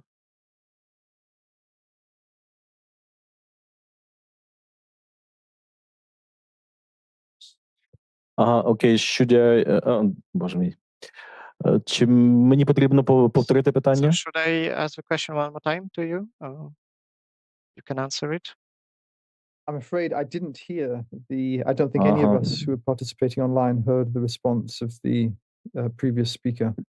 Окей, тоді воно було звернуто моє питання до двох людей, до пана Ганса. So my question was to Answer. Тепер чути? So can you hear us right now? I can hear you now, yes. Yes. Окей. Could you remind me of the question, please? Окей, так, зараз в даний час Right now, lots of international organizations, specifically Christian organizations, they have this position of just peace. But still, this just peace is often being looked at as something that should be achieved sacrificing Ukraine, as we see it. And I written an article yesterday where I seen the change in this position from the point of view of organization Sanegidio, where the head and Ricardo has spoken about the fact that we are for diplomatic resolution of the conflict, in Ukraine, but it shouldn't be done as we sacrificing Ukraine. And I guess it's a great break in their point of view. And maybe you can see this kind of break in views of European society or not. Yeah, thank you for the question. I think it's an important point and a relevant issue for you in Ukraine, also for us here in Europe, especially in Western Europe. I think it's important to distinguish, as I think you yourself did in your article, to distinguish between a just peace on the one hand, a peace with justice, and on the other hand, a forced or imposed peace that merely temporarily brings a ceasefire or an end to the immediate conflict. I think that a peace that doesn't consider justice is no peace at all. I would say that from a Christian ethical perspective, peace needs to include Christian values of justice, of accountability for wrongdoing. Peace should create the opportunity for reconciliation, but also the recognition of wrongdoing on the part of the aggressive party. So I think that the lines of moral responsibility are clearly drawn. Unfortunately, the moral clarity of the illegal Russian invasion against Ukraine has to some extent been lost, or this is my perception, in Western Europe since the early days of the war. But I think I would expect Christian organizations to take a stand, not just for peace. We all want peace. You all want peace in Ukraine, of course, but we need a peace that protects and values human life, that protects the sanctity and the dignity of human life. Ukraine should not be made a kind of sacrificial offering for the sake of an unconditional peace. We should say this not just as citizens, but also as Christians. We have a moral duty, a moral responsibility to act justly, to protect, especially innocent life, the lives of the vulnerable. And we also recognize, and I believe this is a central part of Catholic teaching, the so-called just war theory, which recognizes justifiable defense against aggression. So the Pope himself should recognize this from Catholic teaching. And I think that forcing an injured party to capitulate unconditionally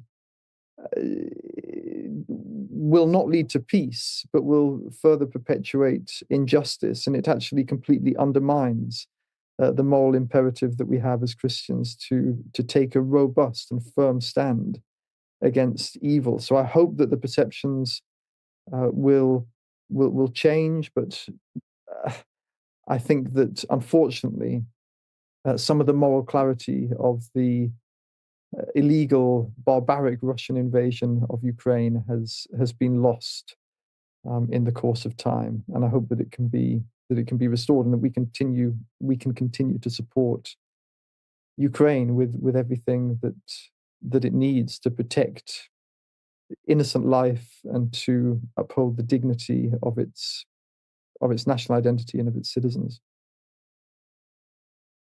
Дуже дякую за відповідь.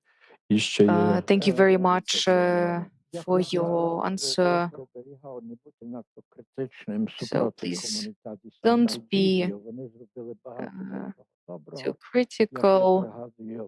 I remember they did a lot of other things. So during the cadence of Patriarch Rachevsky, I was personally talking to Ricardi, and this Cardinal Dubish who went to Moscow. He was the favorite pope. He's a bit strange, to be honest, but also he is kind of a communist, and he told me that he was greeted in Ukraine much better rather than in some other different countries. And talking about Vatican, so they had some experience during the Second World War. So I remember that the Pope who was who was there at the time appealed against different crimes, but he never judged Nazism, despite the fact that he has done a lot of things and told the monarchs in Rome to hide Jewish, but he never judged Nazism and fascism as well. So, what is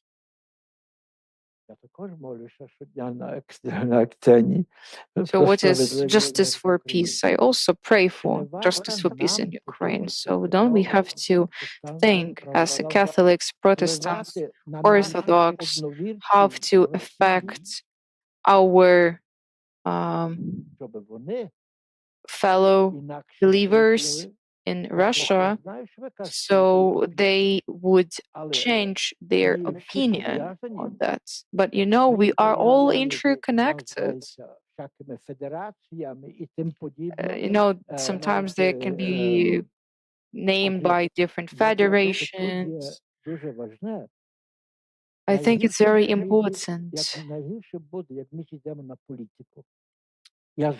But every time when we start talking about politics, I was also telling you that communism is not about politics.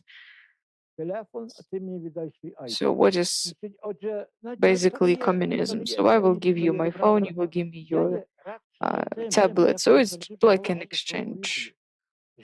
So I would say that Christians should stick to their lifestyle, so and share the good gospel from the Christ. In Ukraine, we still have problems with the Ukrainian Patriarch Church. Thank you very much, Bishop Ivan. So my small reflection about the cooperation with our fellow believers. It's very hard to talk about it. I mean, those believers in Russia. So as we saw, the Orthodox Church is on the level of the даючи йому таке оправдання духовне. On the level of the senior management there, and they have a lot of control, but there are still some believers who have the opposite position. I mean, that they don't share the same beliefs as their citizens do, but once they start talking about that, they start disappearing very quickly. But most of them, they don't say that they are against war, but they say that we are standing for peace, like just for peace. And some Protestants are being very loyal when they talk about war, and they don't express any thoughts on have to say that they are against that. They don't support that. They're just being neutral. I remember one of our speakers who couldn't join us today, so he uploaded the video about so that was So there was something like prayer breakfast, which takes place in different governmental religious institutions, and the representatives of these Protestant confessions they deliver a speech from the stage, and they give different compliments towards the government, and it shows a lot, I think. Ну, я хочу продовжити просто свою I думку, want to continue тому що my з іншого боку, points вчора of я читав views. новини From про on the те, one hand, I що was reading news yesterday арештований that пастор, the pastor was значить, на 7 чи на 8 років з arrested. піднімали йому He грози has been зараз, accused тому що він to ще на початку війни, imprisoned to 22 році, він 7 ще or 8 висловився years because at the проти того, beginning of щоб full-scale invasion, російські he війська входили в Україну, told that і тягнувся процес дотепер. Russian Він і члени його troops церкви, can в них були go свої to процеси, і тепер can вже invade into Ukraine, but now he is punished. I want to say that. Let's remember one thing, but Nazism would have never been ruined if Western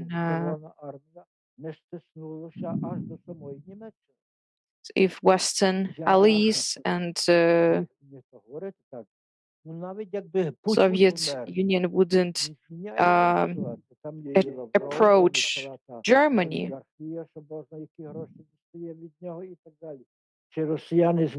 So now we have complicated situation in Russia with Putin, and they have too much money to avoid people who want to tell the truth. So we should identify what is the trauma. Why do they always use their nuclear nuclear capacities? So, as I told you non-Catholics, you can tell me that it's easy to talk about it, but as a pastor who has wife and children, and he is under the risk of poverty. He may say that we should pray for the Ukraine who sacrifices itself. But what is the result of this? Може, тому його кардиналом не зробив, зробив бичка там в Австралії. Я не знаю, знаєте, то є that's why I think the different cardinals or pastors, they didn't want to be at the risk of poverty, and they made their organization somewhere else, some other countries. But let's just move to different questions. So, there are also some people in organizations, in confessions, for whom Russia is something awful. So you know what I'm trying to say. So have to get out of this situation, of this circle. Дуже часто чекаємо Deus ex machina, що пряме втручання Бога. Я думаю, що Deus ex machina or the invasion. Зараз, з вашого дозволу, ми закінчимо нашу передобідню сесію. For the intervention of God. So if you let me, we will finish our session.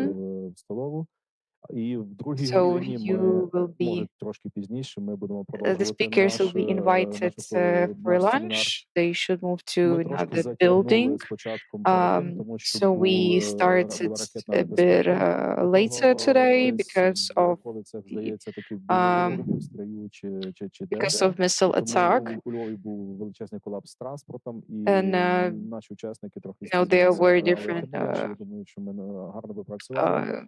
І після обіду missile о attacks on 14:00 critical infrastructure in Lviv region. That's why there was the higher traffic today in the morning. But thank you very much still for joining us today and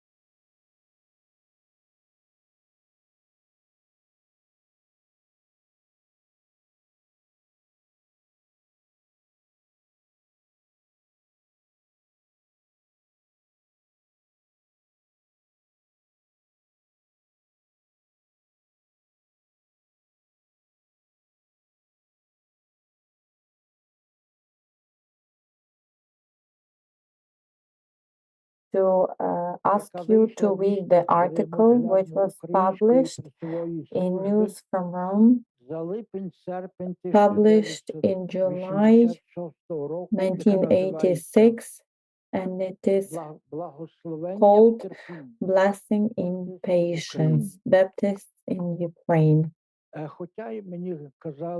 Even though I was told that our brothers or sisters, Protestants, Baptists, know their history in Ukraine, still I am of the opinion that if you read this article, you do not know it. But it displays the image of Protestantism as we saw it when there was the commemoration of 1000 of baptizing Kievan Rus. I'm not going to reread it, but I will retell the main elements.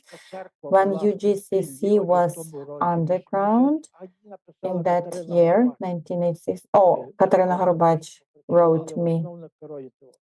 So when UGCC was underground, after the Russian Orthodox Church, Baptists constituted the biggest and most active church community in the Soviet Union. And without them at that time, it was impossible to deal with any religious issues in Ukraine. The main basis for Protestantism, these are readings and interpretation of the Holy Scriptures, that is the Bible, and also the realization of their main ideas. First, Protestants in Ukraine appeared after Luther in 16th, 17th century, and at that time in the Polish kingdom spread widely, in particular in the form of Calvinism. If Poland could be Protestant, the Empress Catherine II, which was of German origin herself, she settled many Germans, the majority of whom were Protestants, in the south of Ukraine. That was all called New Russia afterwards. They were exempt from taxes and draft for some time because she wanted them to settle down in the south of Ukraine. The second wave of German settlement took place after Napoleon Wars at the beginning of the 19th century. And in this way, throughout a few decades, in Odessa, Kherson regions, and along Dnipro, there were first German settlements with German names. After that, there was a decline. People started becoming alcohol addicts. You can read it. But soon afterwards, good lifestyle was recovered again. And then we are talking about so-called Stunde, Andachtstunde. There were also rigorists and also liberal Protestants. It was not like the same group. They were diverse. There was Russophile and faction, and there was so-called Ukrainian faction. There were immigrants in Canada and USA were originated from Halichina and the west of Ukraine. They were acknowledged with high solidarity, social and humanitarian assistance, and different relief actions. The main important role was played by the studying and translation of the Holy Scripture. They were members of the so-called United Bible Societies, and also the members of the Ukrainian Biblical Society, which is Raphael is performing an important role Now going to the general situation of the ecumenical movement at the beginning of the 20th century. It is important to acknowledge that it was not the Catholic world, but the Protestants and Anglicans, because we are talking about Anglicans from the Western Europe and USA, were the first to start talking about ecumenical movement at the end of the 19th and in the first half of the 20th century. There were also some other Catholics, Newman and so on, Adam Müller, but they were like black sheep. So as a result, we have such organization as Life and Order, Faith and Order, Life and Work. And after the Second World War, there was World Council of Churches.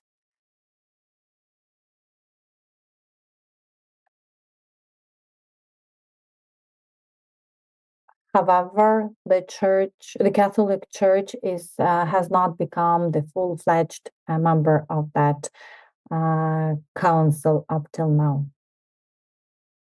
But the World Council of Churches, Catholics do not say why they're not the members of that council, because they think they are the only one who is right. Now, I would like to give you kind of surprise about the Metropolitan, Andrei Sheptytsky, because we all think that the Metropolitan only took care about the Catholic and Orthodox Church, but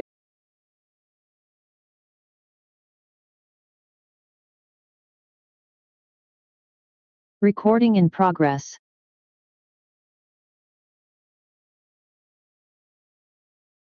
Чи ви чули про так звані малінські if you розмови? have heard about so-called No.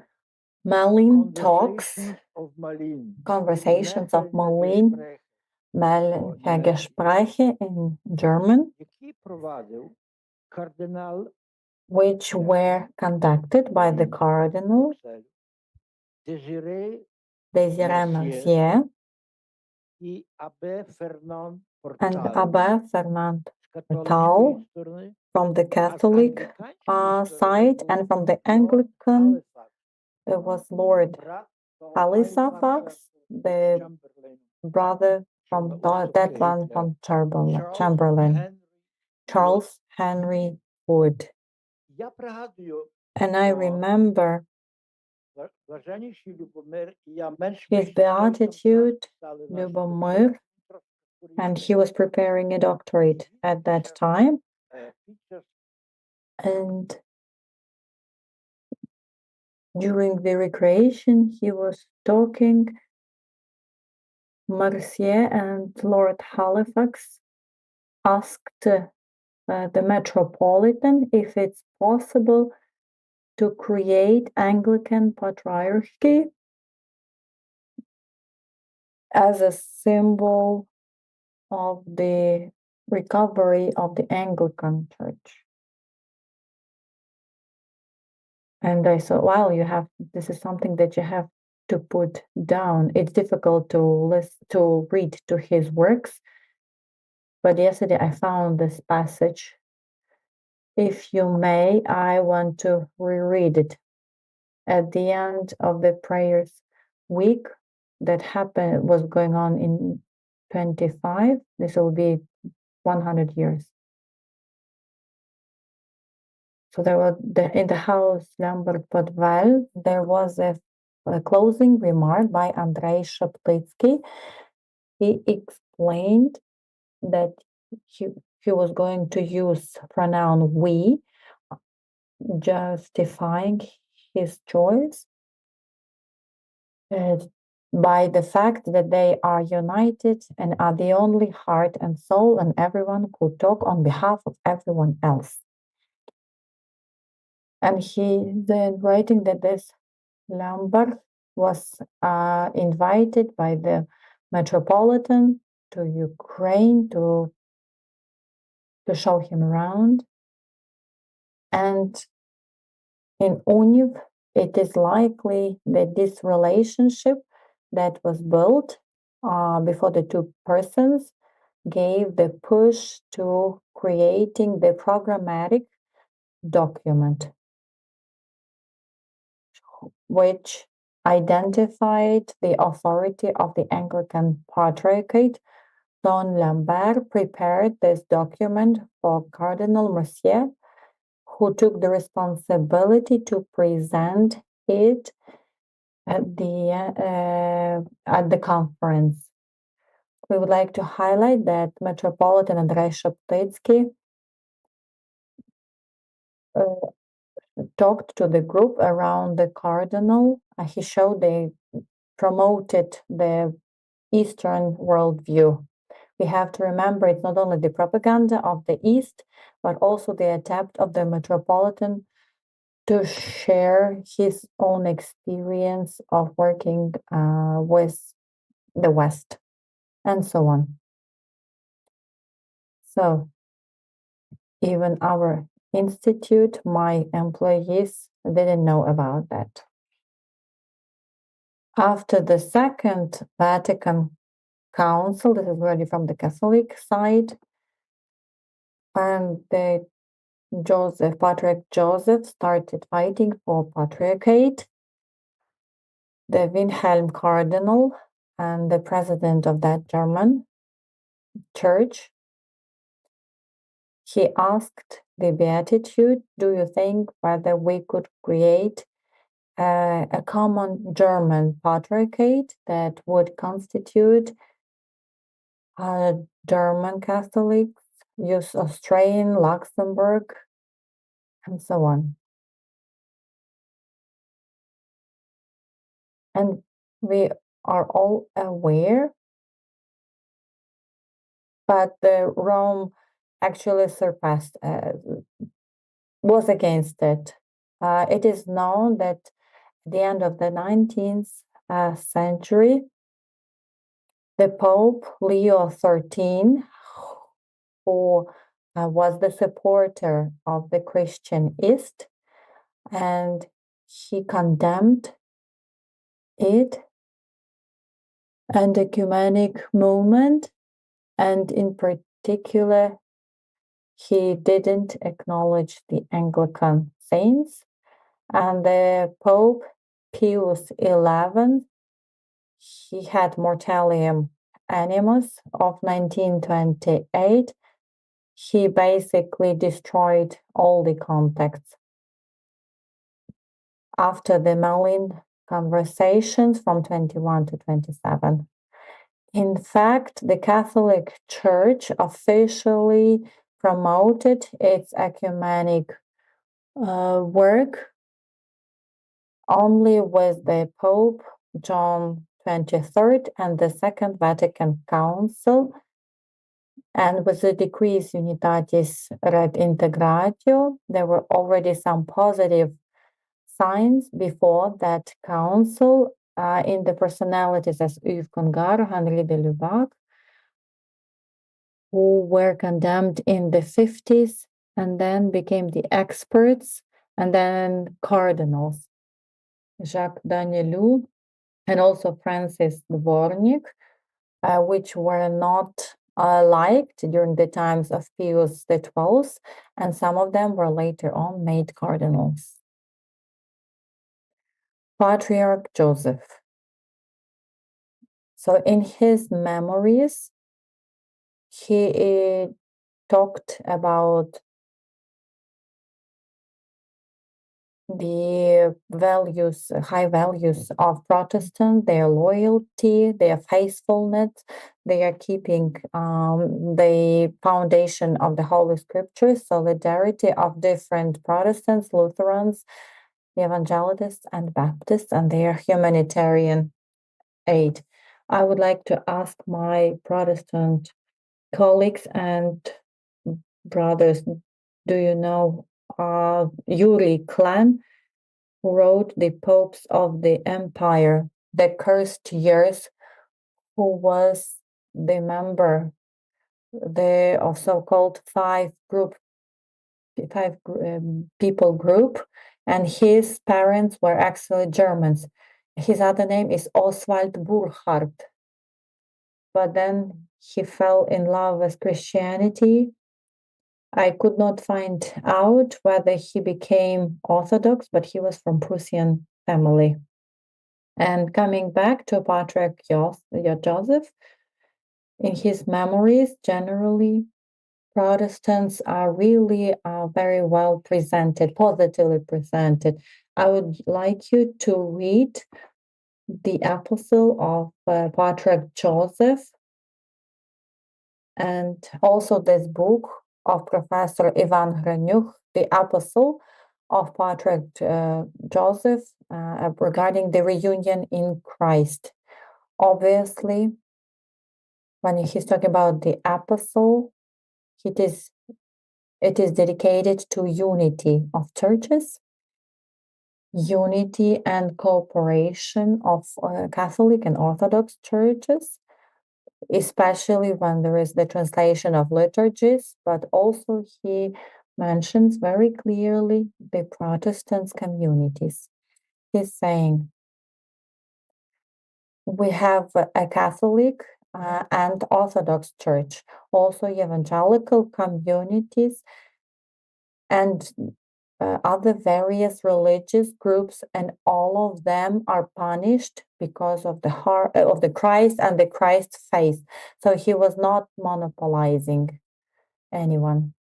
Secondly, Ukrainian nation, I'm addressing you. I'm encouraging you to start your renovation from the core of your spirituality, starting from the immortal soul. Next. Our biblical communities, Protestant, which take for the foundation the Holy Scriptures, and there is the feeling of faith into Jesus Christ. When we were doing the sermon in the Argentina in 1968, a lot of our Jehovah's Witnesses, Protestants, learned from the radio about our service in the big Latin cathedral. There were so many people coming, and they filled the whole church. They were praying together with us, and it's no wonder that they are raising their voices from their side about the need for unity of religion and faith. Then he is writing how the ecumenical spirit is developing.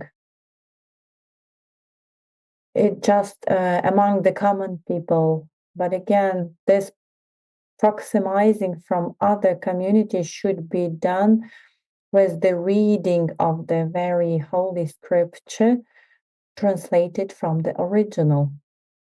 And at the end, he highlights this need that it's necessary for Catholics and Orthodox to work jointly, evangelists.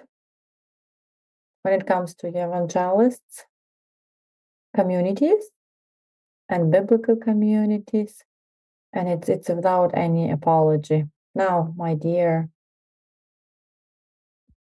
in 1980, at the request of the organization Van Straat,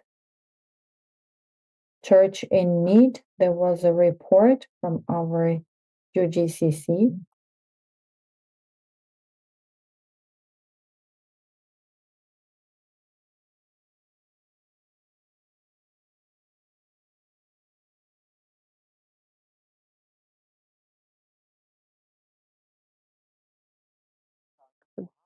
The great expert was Jens Jacob Scherry.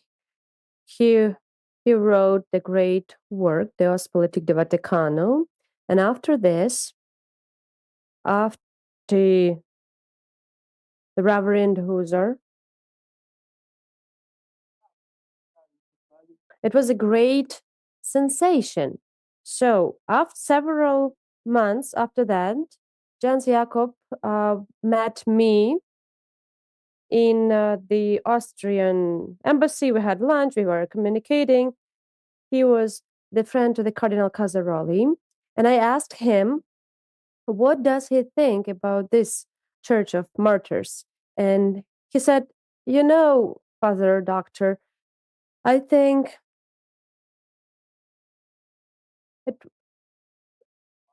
it was wishful thinking and not the reality. But pay attention to how frank he was. Cardinal Husser read that in 80s, and 16 years after that, he was invited by Cardinal and I went with him to Vienna.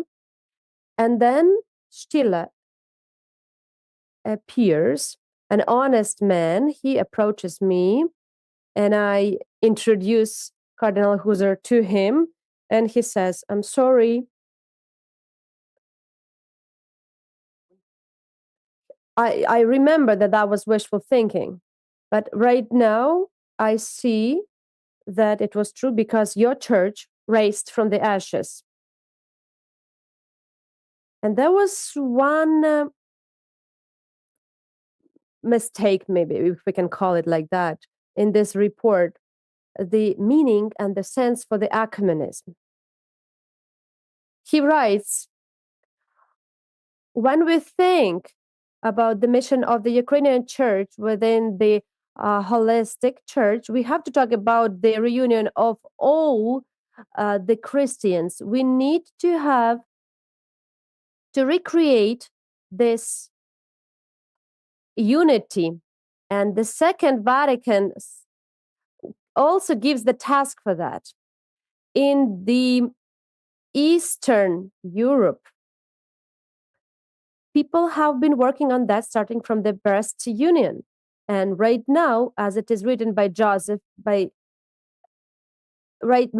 now we have the ecumenical dialogue, but unfortunately, it is limited to the certain top spiritual intelligence in the West. Unfortunately, it is written in the 80s, but in Soviet Union, there is nothing to do with that, unfortunately. But in the Soviet Union, via the cross of persecution, the genuine ecumenism was brought about, which was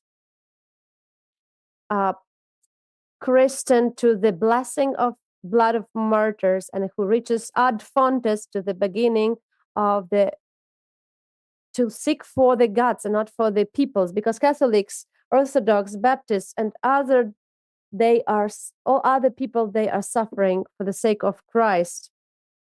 This suffering makes them the kids of God and the kids of the Christ's church, as the achievement of invaluable price. And modern ecumenism would do the right thing if they have this in mind. So it was written in 1980s. So this document, and no one but Pope John Paul II in his speeches during his visit here in Lviv. So when we talk about the context of the Patriarch Joseph and the Miroslav Joan in the Protestant world, I'm not sure whether our colleagues or brothers have heard about the Eugen Voss protocol. Eugen Voss was the Swiss priest, and his father was working over the Tsar's railway in the southern Ukraine, and he was married to a Russian woman. And then, after the revolution, he came back And he was speaking good Russian, very good Russian. The priest Foss has launched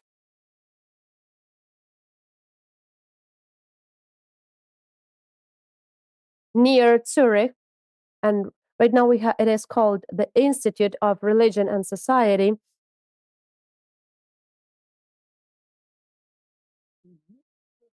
And basically, that was the center for the information of the Eastern faith, state of affairs in the Eastern Europe. So he was good pianist. And when our church went from the ground, he made concerts, and what he earned from them, he gave it to us, to our church. He had a testament, the testament of the Patriarch Joseph. It was in German. In the Anglican world, Michael Bordeaux, the priest, Anglican priest, with his Caston College. Andriy Sorokovsky, the priest, worked there some time. He visited very often Patriarch Joseph. Even he came here, he used to come here in Lviv as well. And when there was also, he continued where Patriarch was Lubachevsky. So the Zinner Kreis was set up where there were Catholics, Protestants, Eastern Catholics, Cardinal Koenig, the Protestant Bishop of Vienna, also from Switzerland, Germany, Liechtenstein, and Romania. So, and we were discussing how we're going to cooperate. So yes, there were certain contexts, and on the top level, I would say, we were talking about peace. Yes, peace, it's kind of overused word because it can be written in Cyrillics from different, if you take the word and you read them from different sides, we have mir in Ukraine, it's peace. Then we have vice versa, Rim, it's like Roma, and Roma, it can be written backwards like amor, etc. So these are like parallels, like linguistic parallels. So so that was about the human rights, the religious freedom. When the Patriarch Miroslav Ivan came back to Lviv,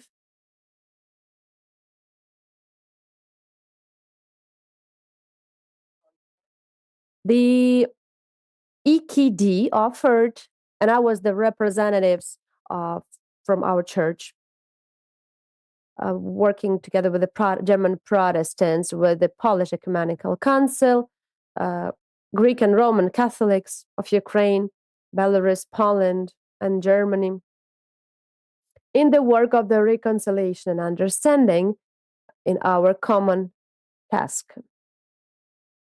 We came to Hanover, even to Warsaw, to Lviv, to Kyiv, to Graz, and later to Sibiu. Then the International Bible Society. So we, Ukraine, became the member of the International Bible Society.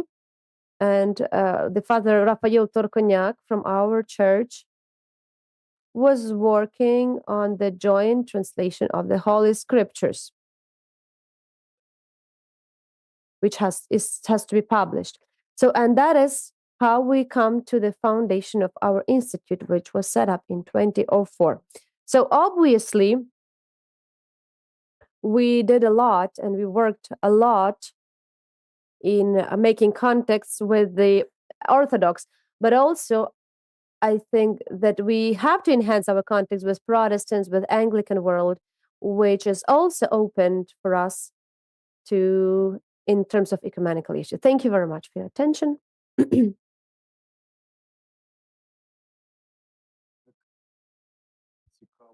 How interesting it is to read the information from the insider of the holy processes, which we were not aware of, And right now, we will have a sin if we say that we are not aware of it, right? We need to know that. Okay, thank you very much, Father. And right now, I would like to give the floor to our online. We need to have a Professor Maxim Balakletsky. I'm sorry, I skipped Miss Yulia. Yes, our next speaker is also connecting online. She's the doctoral student in the Tilburg University, Miss Yulia Kozak, who researches this topic. She has the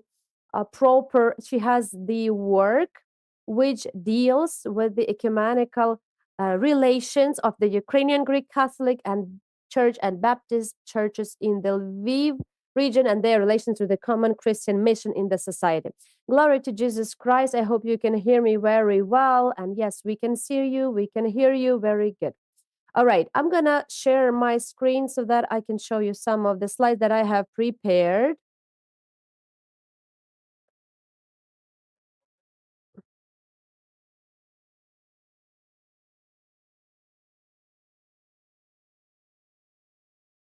All right, so as I have already been introduced, I am the doctoral student of the Tilburg University, and I have my master studies. And basically, I will right now will present my master studies, my master paper, which was already the topic of which deals with the ecumenical relations between the Ukrainian Catholic and Baptist Church in the Lviv region and their relation to the common Christian mission in society.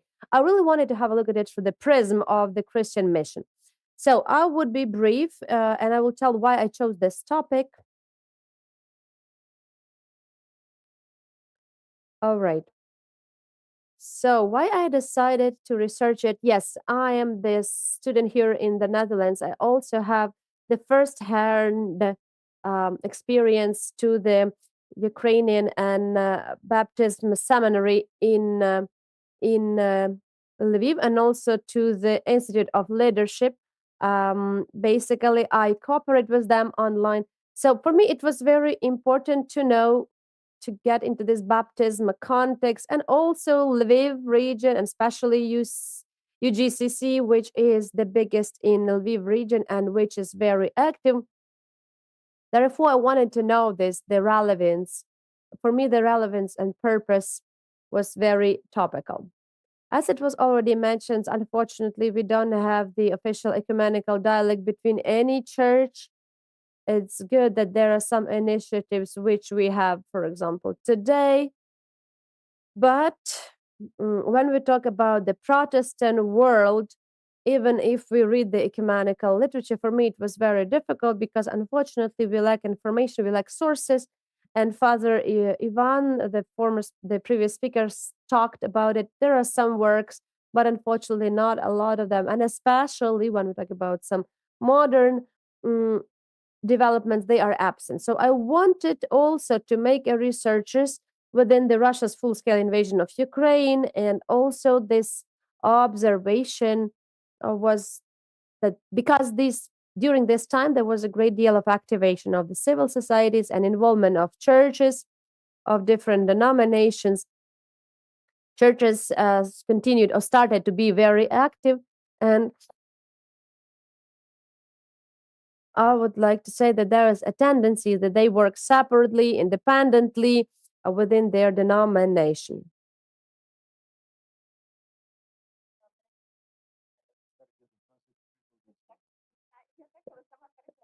Sometimes it is they ask to be more slow because interpreters are working. Okay. And one key point that was the mission and the unity of church.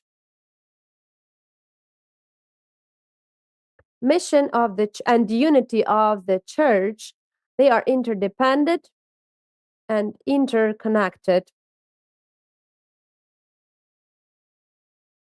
And as I started to think that within the context of war, where society is in such a big crisis, the church has to fulfill their Christian mission, not only during the war, but especially during the war. And this unity of the church or the cooperation, it of course can be of very useful to fulfill the common mission, and it really is really necessary, especially right now during the war and also in the post-war period. Therefore, I think that these thoughts, they brought me to the question that I wanted to research and to find the answers.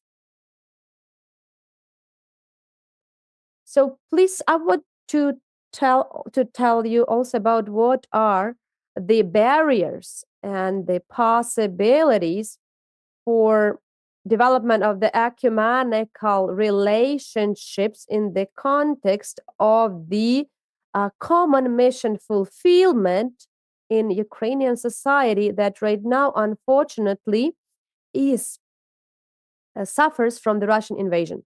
So, of course, that's important to fulfill within the mission of church. All right, how I was having these answers to my questions. Of course, I found different literature. I researched a lot of materials, and the official ecumenical dialogue on a global scale between Catholics and Protestant Catholics and other churches. So, but basically, I would like to say that the basis for my research was an empirical component. So I made interviews with the priests and pastors of both churches. And in fact, basing on their responses, the bigger part of the results I can present right now. Another point that's about the mission of church. And it is about the hypothesis that church right now has to be pretty active in implementing its mission. So, in order to separate, understand the mission of church, I used the model of African theologist Emmanuel Katangale. Maybe some of you have heard about him, but basically he separates the mission of church into three components. The first one is spiritual mission. It means the evangelistic function. And the second is a pastoral mission or practical service to the society, some social project. And the last part, that is the prophetic mission. What here is meant? This is about the impact on structural changes in civil society via participation in civil society, policy advocacy, and other movements. Joshua Cyril actually mentioned by this during his speech. So this is what the prophetic mission has in mind. And I had the aim to understand what is church focused on, which of the components. And whether And there I are also any wanted to find differences, some difference if and there maybe is- influence on the ecumenical relations. And I will get to my So let's move on to some and to the barriers. hurdles that I found. So I separated them on the visible barriers. Some of them are visible, and I'm not gonna be here for a long while because we have already mentioned them. So it's about the mutual stereotyping and religious illiteracy. Sometimes even some insulting words are said because of the ignorance. So, yes, historical rivalries, unfortunately, which was made particularly after gaining independence and the competition for people. And also proselytism and the passive role of churches that wait for the outside initiative. It's also the barrier that was found because, as a rule, certain ecumenical events or prayers, they are done not as an internal initiative of churches, but from the outside initiative from the city council, which invites representatives from different denominations to pray for peace in Ukraine, for example. And this is also the barrier, because initiative unfortunately doesn't go from the inside but from the outside. And also theological differences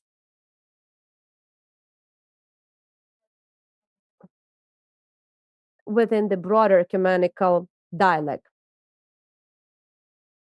But in these interviews, there was not such a big focus on that. And in my opinion, the most interesting results are represented on this slide as barriers, as hidden barriers, why this ecumenical cooperation between Catholics and Baptists is absent in Lviv.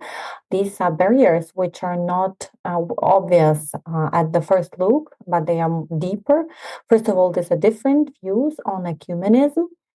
When, for example, when priests of different churches defined this ecumenism as a term, it was clearly seen that there was a difference in the way they focused when the Catholics were talking about unity. Then the Baptists talked about cooperation and cooperation to a certain extent with some certain borderlines. So different focus in the mission from the previous model that was presented. It is interesting that both churches called evangelism and social work to be as more important during the wartime. When we talk about prophecy, this voice, it was placed third. It was already a different topic for discussion, but I was thinking this prophecy is the most important now, actually. But still, there was some differences between the priorities. Baptists mentioned that evangelism was most important, and Catholics indicated social work to be most important.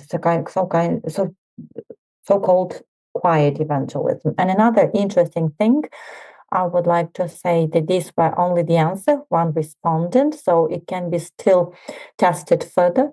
But war does not create proper conditions for ecumenism. Why? From this person's words, in order to have ecumenic cooperation, we need church to be weak, because when we are weak, we try to find help from outside. And when the war makes our Ukrainian society weak and undergoing crisis, it doesn't mean that the church itself is weak, because vice versa, it is first of all has a big opportunities for work, and it has its own resources from outside. That is why it's not so critical for us to unite, because we can perform our work within our smaller church group. And just to finalize, I would like to talk about opportunities. They are not unexpected.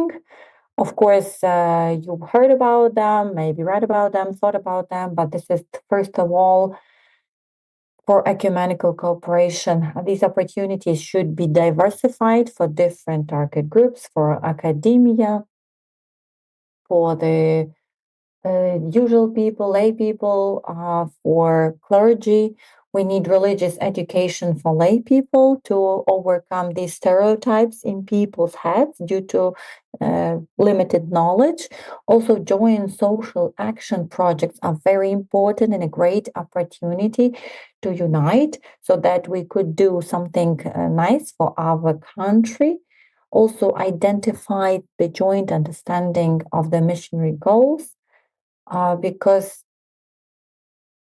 there was an interesting observation that Baptists do not understand the Catholics' mission, and the Catholics don't understand the Baptists' mission. And because of that, we also have this tension, which is hidden, not obvious, but it has to be talked about. And of course, join time for prayer, for Bible groups, some may be informal courses, talks. This is a key to understanding, key to unity, key to getting closer to each other. It's nothing brand new, nothing complicated, but it's still something that we have to do. And would like to do. That's why thank you for your attention. Thank you for the invitation, for the possibility to share the results of my research. I hope I was talking a bit slower at the end. And I hope that our ecumenic movement in Ukraine is going to develop. Thank you.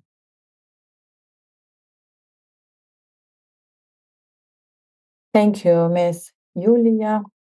I would like to ask you, is this research already published? No, not yet. I would like to publish it. I'm considering some opportunities, maybe to publish it in the Netherlands, but I'm still, I'm not sure. I'm still researching it, but I will be open to any additional opportunities, maybe in cooperation with your center. Can I ask something? There will be a discussion further. Are you going to be online? Yes. I just wanted to ask it because she's finalizing the analytical report. It's about ecumenical element in the curriculum of seminary, Odessa Theological Seminary and Lviv Seminary were involved, and we were asked whether we knew such a Baptist seminary, and we are researching the openness about the academic connections for seminarians. This is exchange of students, professors, and so on, maybe inviting to lectures. But regardless of that,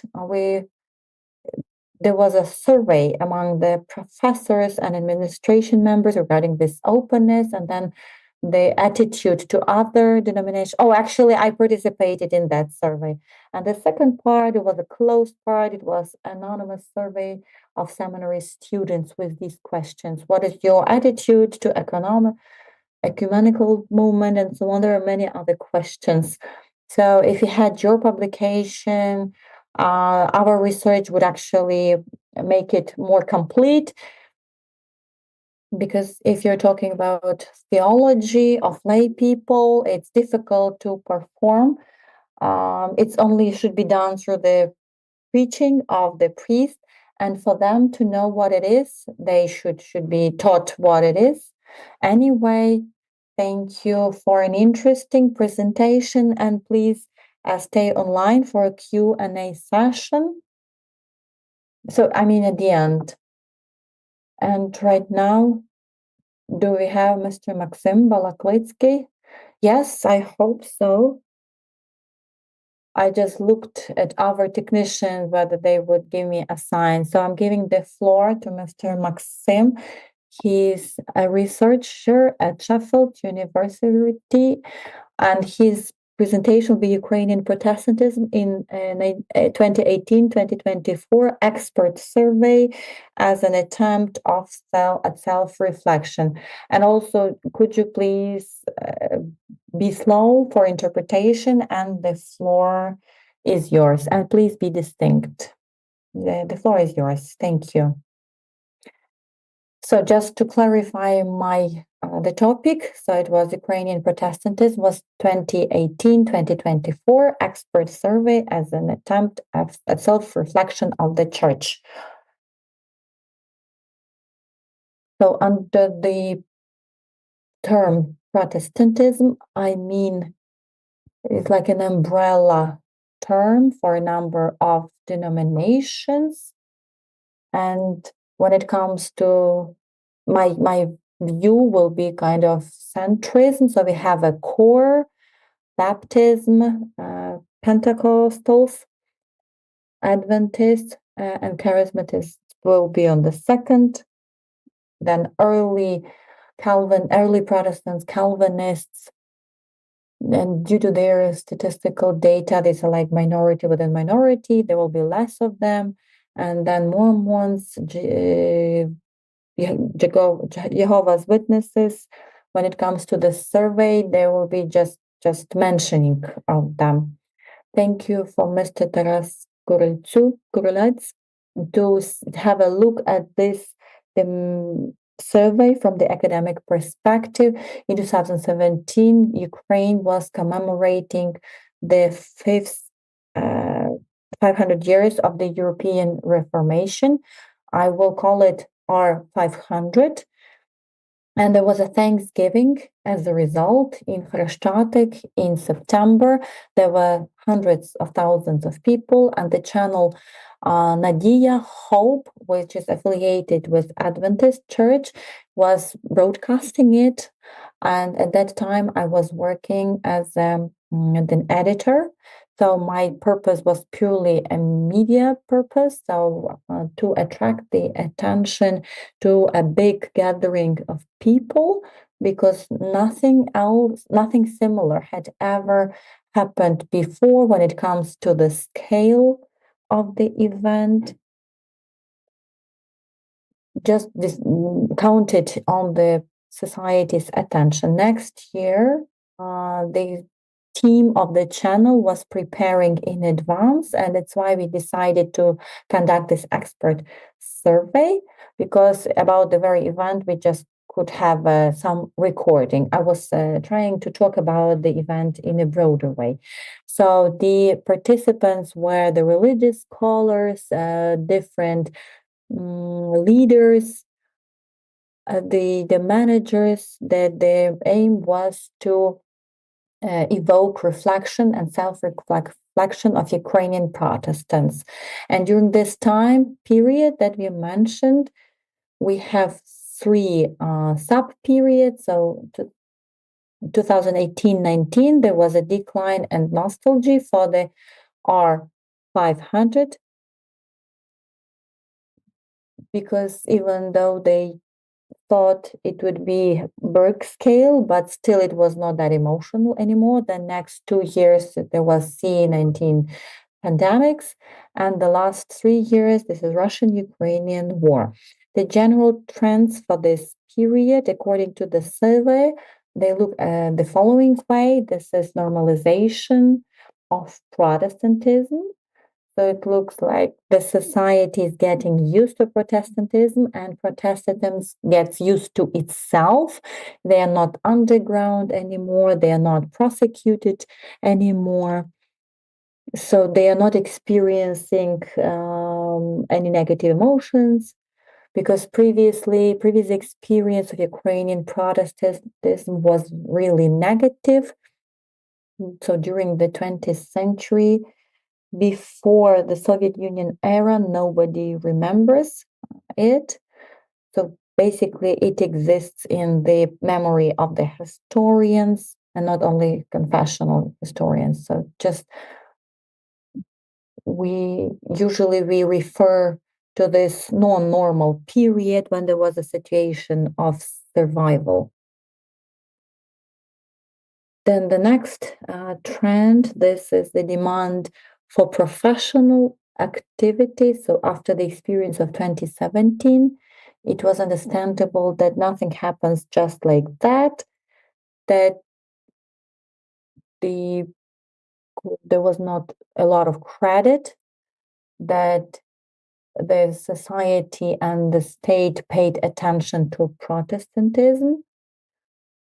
And then finally, hybridization of ministry. This is consolidation of efforts, when it became clearer with time that once again, on the basis of understanding professionally, we need to create hubs, clusters of success, learn from each other, try to be parts of the dialogue.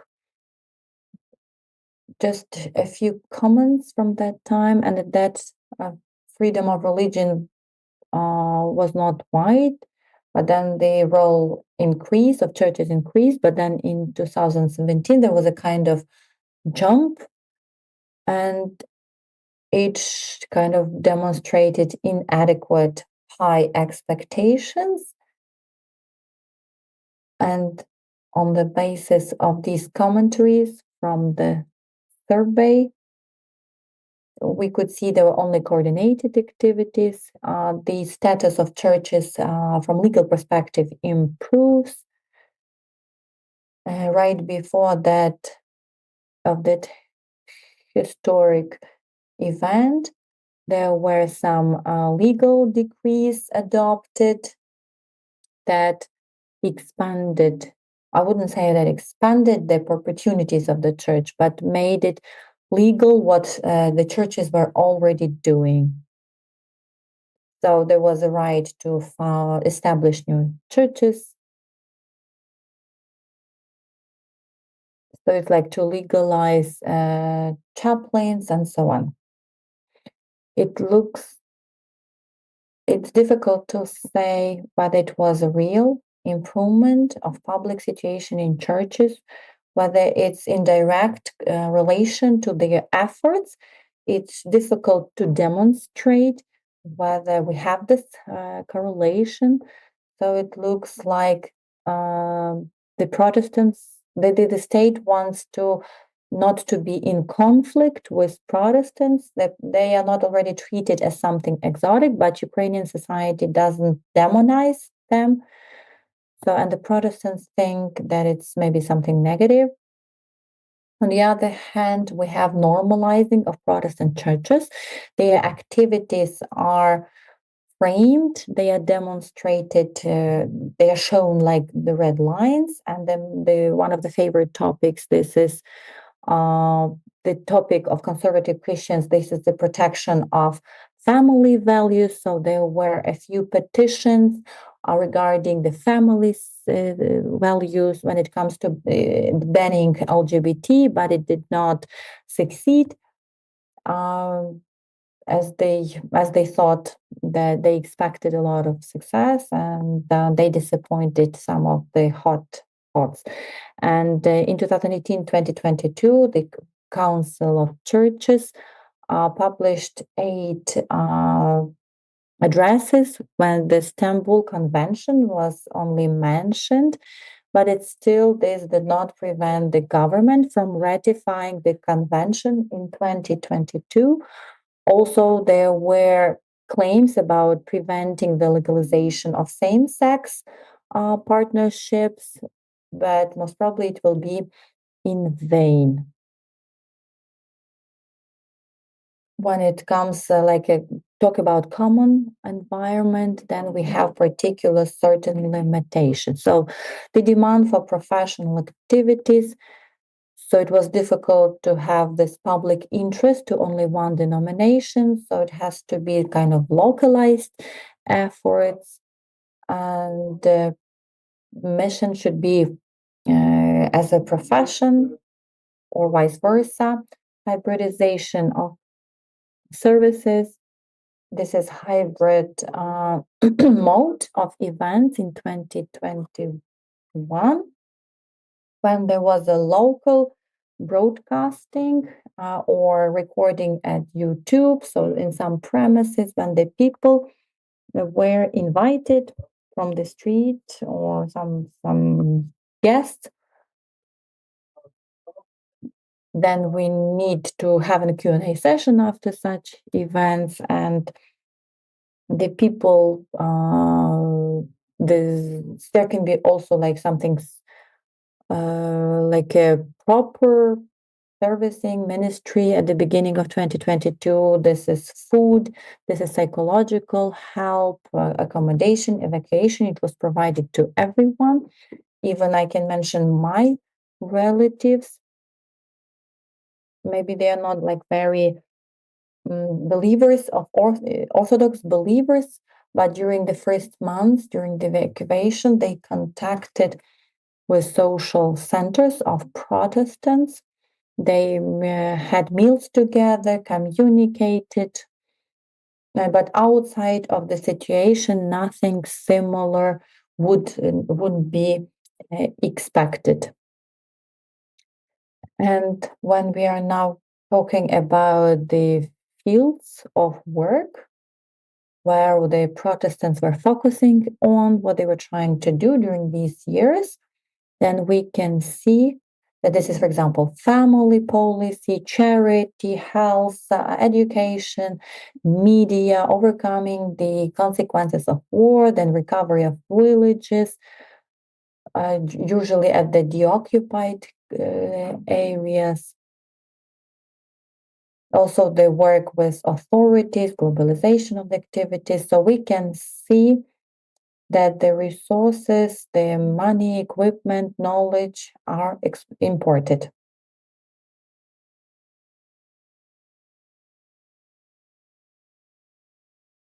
I chose this photo on purpose. It looks like there are two guys in body armor. They visited the village where there are no teenagers, no new families. They brought them potato. So it looks like pretty local.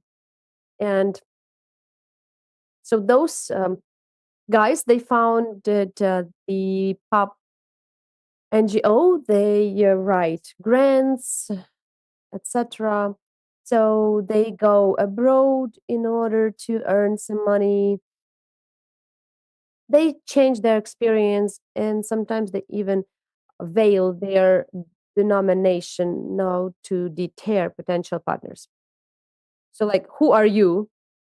And they shift the focus from the church to the social adapter. They say we are volunteers, but generally it's a church activists who are religiously motivated. They say we are volunteers, we work as the NGO, etc. So that's how they disguise their motivation in form of the general communication. We also see that other territories of the state also are activated. Here also the foreign believers, Caritas, if it's Adventist brand, for example, Adra Ukraines, they give some money by the developed countries government. These are not the money of Ukrainians or Adventists, no. Or these are not the money of the US. These are Denmark, Netherlands, other countries. A bunch of different projects which have been implemented by Adra Ukraine. They were coordinating with Mormons, etc. So, and sometimes, this complexity and diversity deters from time to time. And also, this is something reluctant from the local authorities, etc. So they say it's ecumenism, etc.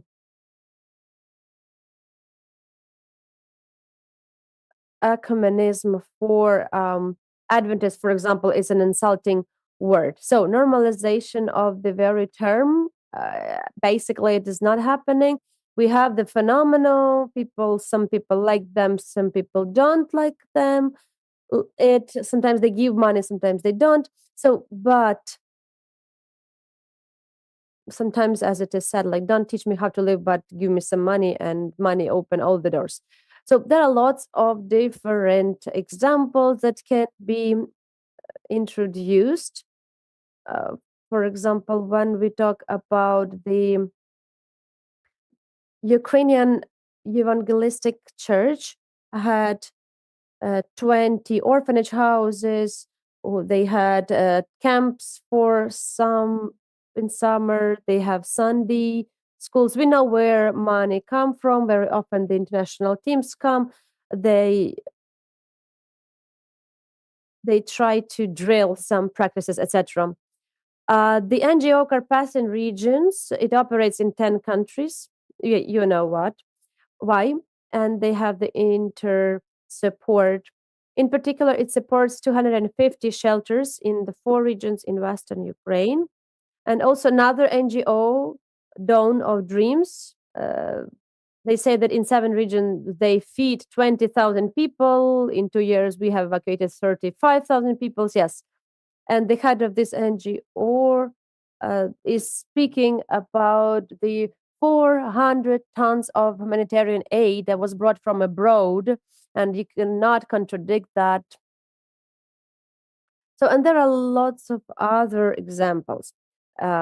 Education. So, church activists and leaders receive education. They create and seek state accreditation for educational institutions. Yes, they share knowledge, they share money, etc. It is the state accreditation. It was the attempts to, when we talk about Ukrainian Bible Society, there was the modern translation in 2020. There was interdenomination team headed by Father Raphael Turkonyak. So yeah, these were money and not always Ukrainian, etc.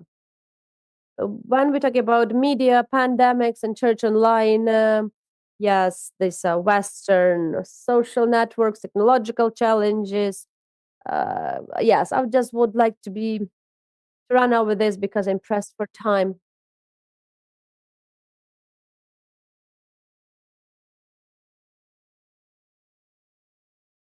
So let's get down to my conclusions. Yes, the image of the Ukrainian Protestantism can be said that this is the mobile church, or this is the. If Ukrainians don't go to Protestant, it means that Protestants would like to reach to Ukrainians, and very often they manage to do that. People in the lower social levels, they manage to take them. When we talk about the dialect with the Ukrainian societies, no dialect, something was after 2017, later on, no. It is visible.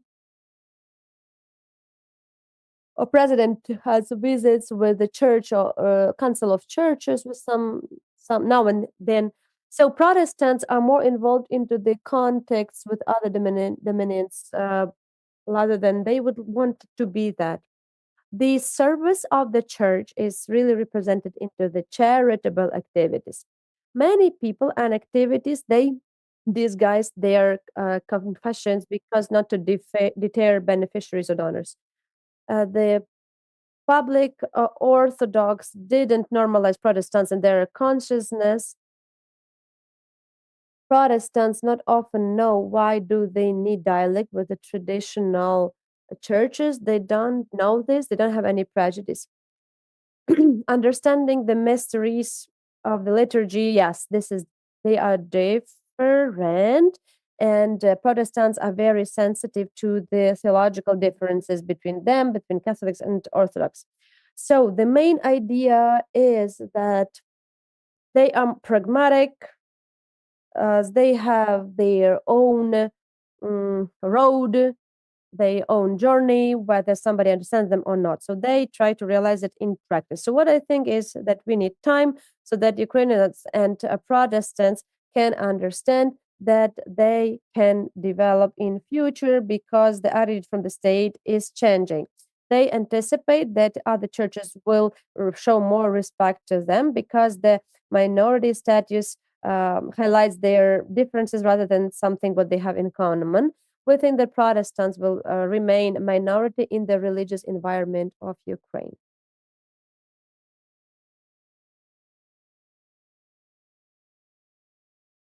Sorry for that.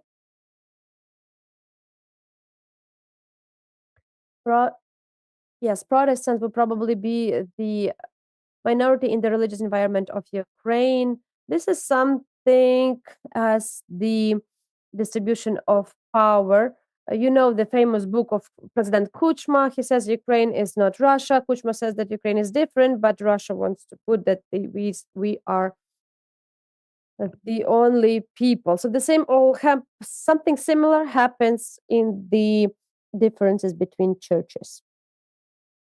So the common service in the environment, it looks like it has been adopted by the active part of Protestants, and it will be increasing, I think. Thank you for your attention.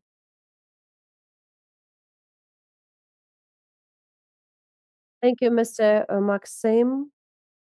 Mr. Maxim, for this holistic picture.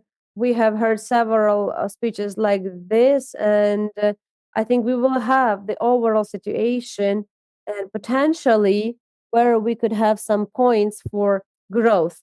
So I think maybe yes, for ecumenism, even though I didn't know that for Protestants For Catholics, for lower Catholics level, maybe this word is also insulting, but I think I didn't know that Protestants treat this word as insulting as well. I hope that with time, our Ukrainian society of Protestants, yes, maybe we don't need to be that drastic about the topic, because Protestantism is also the integral part of Ukrainian society. I would put it like this. But also, when we talk about the social ministry, it's kind of obvious, and this is the cluster where we could build up our cooperation. Maybe we will get to the official theological dialect, but this is okay with time, when we will not be afraid of each other, when we will tackle the repercussions from the future past. I mean, with all confessions.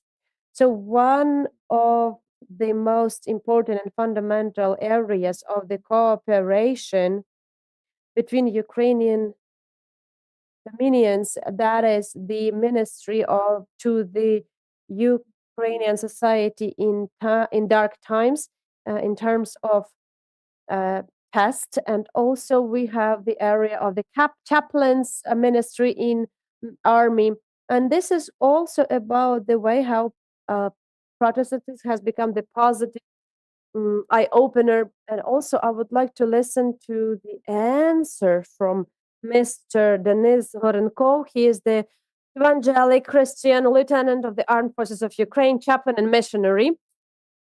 Maybe I forgot some of your regalia, but I know that today you will talk about the communities of Protestant tradition and their ecumenical cooperation in military chaplaincy service. Thank you for your invitation, and I would like to get to the essence of my speech. What I would like, first of all, I would like to say thank you to Father Ivan Datsko for the phrase that he said, ecumenism of martyrs. It was a food for thought for me.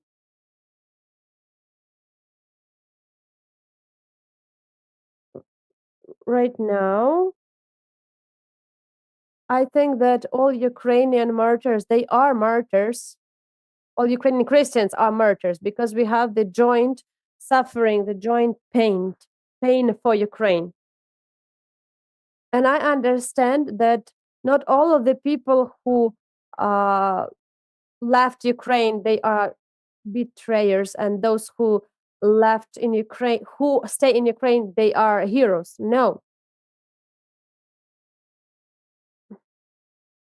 But those people who are in Ukraine, who served their country and who served their communities, these are air defense. We also have the tank factory here. So this is what I would like to pay our attention to, because right now, during the big war, we have a big wave of mobilization, and many parishioners from different dominions, from different traditions, from different communities, right now they serve in the army. There is certain sociology about the armed forces of Ukraine, which shows that the percentage of those parishioners from different denominations. And right now we have the situation where there are lots of Orthodox Catholics, Greek Catholics, Roman Catholics, Protestants, Muslims. They all joined armed forces. I joined armed forces of Ukraine as a soldier, as the driver, as the rifleman, and not as a chaplain. And when I had our initial military training, there was a former assistant of the chief rabbin of Ukraine, and he was mobilized and he joined the army, even though I'm sure that he had a lot of resources to avoid this service. So right now we have people from different denominations in the army, and so we are in the same boat. So Therefore, I think that the chaplains right now are moving to this servicemen, and I would like to give another term, not about the ecumenism of martyrs, even though it is important. I would like to offer another term, ecumenism of heroes, because right now our servicemen, they are not martyrs, they're not victims, they are first of all heroes, those who do what they have to do, and they do the heroic effort in this. I also would like to focus on 3 key points in my presentation, and starting from this ecumenism of heroes. As for me, right now, we have the holistic economic cooperation at the level of the chaplains community level. And I will tell you why. These military chaplains, who are the first generation of military chaplains, they're not they are not the leaders that are those who bring the good changes to their society. I mean, Protestants to their communities, Orthodox to their communities, and Greek Catholics to their communities.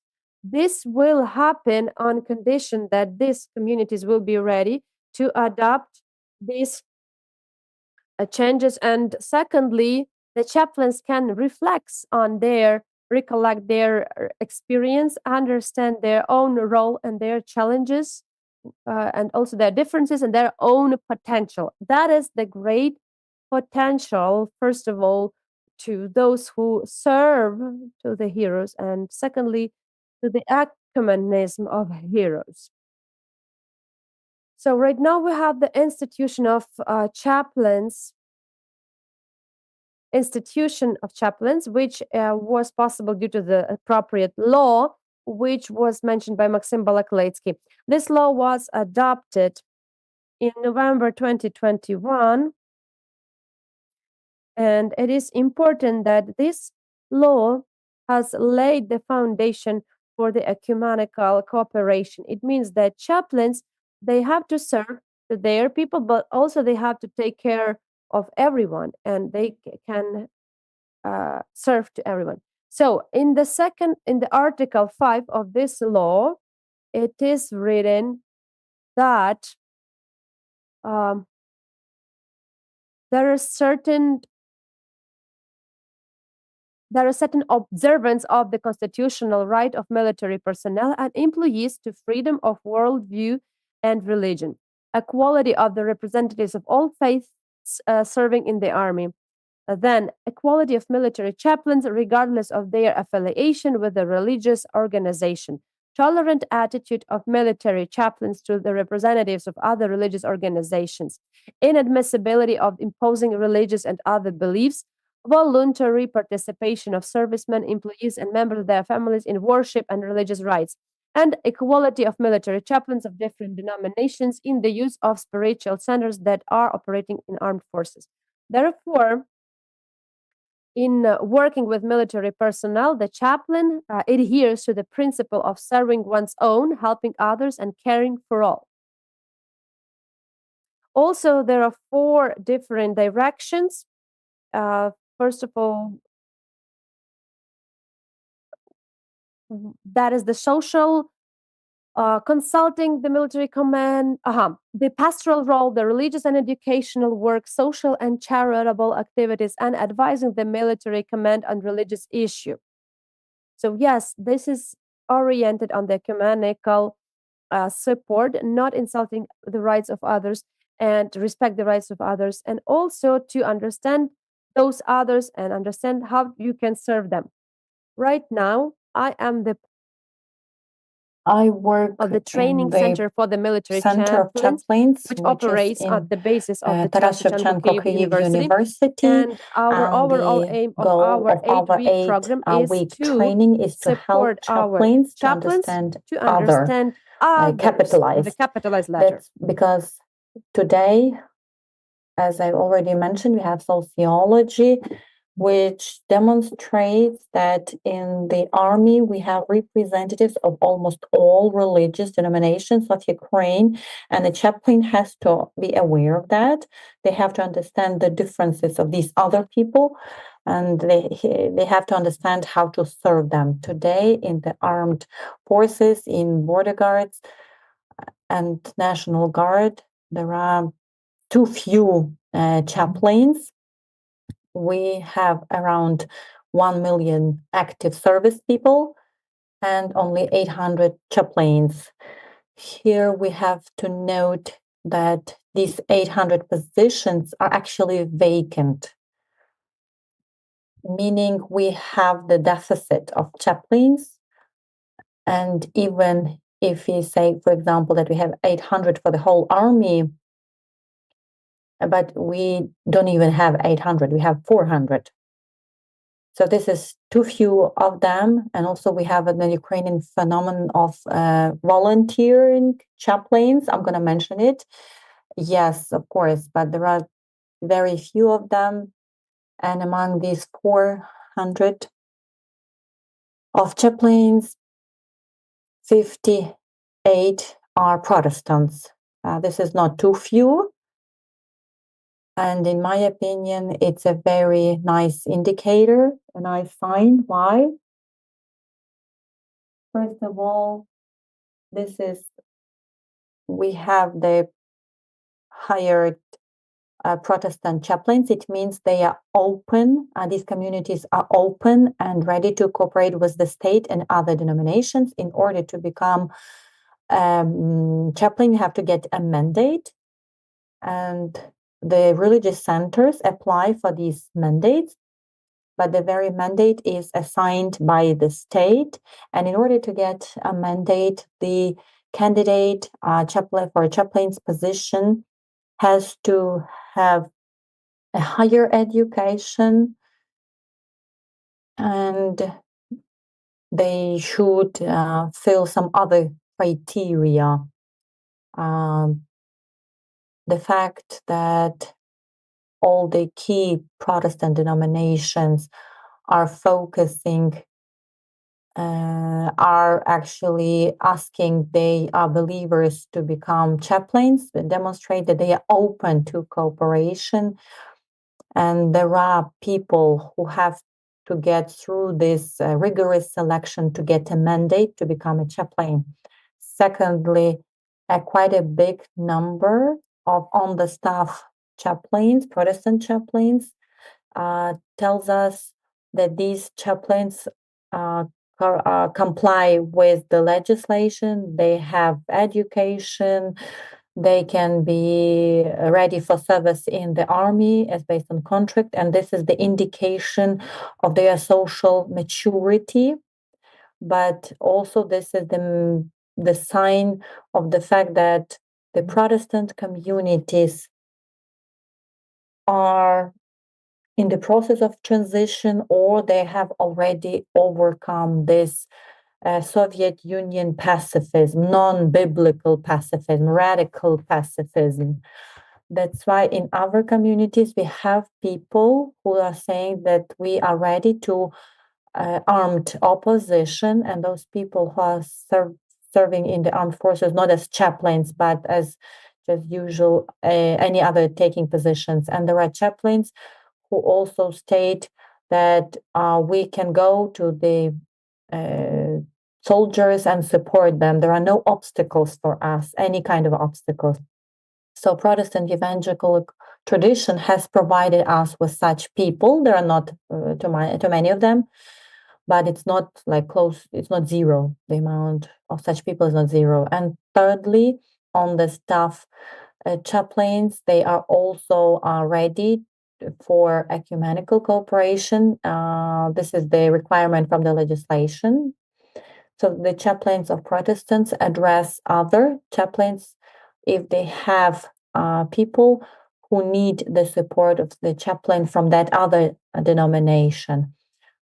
For example, the Muslim can address a Protestant chaplain that they need imam, and they try to find imam who is a military chaplain, and they address them. My personal experience tells me 2 weeks ago, I was the part of the ceremony, the commemoration of the anniversary of the buried soldier, and the ceremony was done by the Orthodox chaplain, and I helped him. So we did it together. Nothing prevented us both from doing it, because we just wanted to commemorate this dead soldier, and we wanted to serve his family. So, Mr. Taras, I sent you a photo. Could you please share this photo can you demonstrate this photo? If not, it's okay. And number 4, before ecumenical cooperation, chaplains Protestants wanted, because they have the understanding of common serving the armed forces. I mentioned a picture. I have my favorite picture where there is an Orthodox church on the territory of the Kyiv military hospital.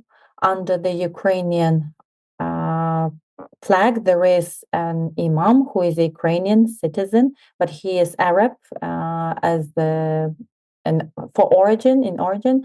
Close to him, there is a chaplain volunteer, a woman who is a representative of Judaism missionary. And this is in the background of Arab and Israeli conflict. So once again, I would like to mention that it's all happening in the Orthodox Church. They have a Ukrainian flag in the background, and these people are the part of quite a big chaplain team, which is now serving in Kyiv military hospital. There are Catholics, there are Protestants, there are imams, meaning Muslims, and there are chaplains from Orthodox Church of Ukraine, which managed to combine all these efforts and is coordinating everything in a professional way. And their slogan is just unique. If I could make a tattoo, I would use their slogan as a tattoo. They say, "We are united by the wounded Ukrainian soldier." If they have a common objective, they do it so this is a model of ecumenical cooperation. They understand why they are doing it, what they are doing. They understand maybe the differences, but they also are aware how they can cooperate. Maybe when it comes to social cooperation, and when it comes to emotional and psychological support, and also when it comes to spiritual level. So everything works together. That's why today we can say that we have such a period of ecumenism, of martyrs. Our whole country is filled with people who are suffering. And I really liked when one official was trying to assess how many children that suffered in Ukraine. So let's say we have 5 million children, and every single one of them suffered from the war. That's why we are part of this ecumenic community of martyrs. I would like to say when it comes to chaplaincy, we can talk about ecumenism of heroes. Our chaplains are the first generation of believers of different confessions, denominations, which aim at serving these heroes. And in this ministry, they are the example of unity. I agree with that. We also have some issues. Of course, I want to highlight these issues so that we can reflect on our experience and understand how we can move forward, so that the chaplains become the carriers of this positive experience, positive changes, what they are already bringing into their communities, into their denominations. First issues, in my opinion, is about the Ukrainian state. As state officials, the president's administration and the society on the whole continue to view military chaplains as a service that is conducting rituals, performing rituals. This is our reality. There's nothing bad about it. When I was undergoing a training, we had a mayor who was talking about the structure of my armed forces, and he was saying that at the end in the structure we have the military orchestra. Oh, and I would also add military chaplains. This is not true, but this is a view which is typical for the society in general and for a certain number of officers who don't understand what chaplains are doing. They think that they are like a kind of performers of theater. So, for example, recently we talked about Holodomor, Great Famine anniversary, and we had an order that a certain number of chaplains had to be present there, but only chaplains from the Orthodox and Catholic denomination. Why? Because they have long robes and they would be looking nice in the picture. We were clearly explained. So there will be a president, there will be church, and we don't need Baptists who would be looking differently. That's why that's our issue actually. And I would say there is a clear consequences of that issue. In the circle of the chaplains, there is a kind of tension. Why is it present? Because the Orthodox and Catholics, they say, why do Protestant chaplains use our symbolics, our actions? Just stay Protestants as you are. But it's difficult for a Protestant chaplain to answer this request when a commander tells you, go and sprinkle people with water. That is typical for a priest in our understanding. That's why certain chaplains, Protestants, they can say, I can take an Orthodox cross, I can put on long robes and so on. But there is an issue because on the level of legislation, this is forbidden. This is not politically correct. And I understand priests who are saying, well, he's not doing what we do. So these kind of issues are interconnected. That's why we have to quickly understand how a Protestant chaplain should look like and be understandable for those soldiers who are not Protestants.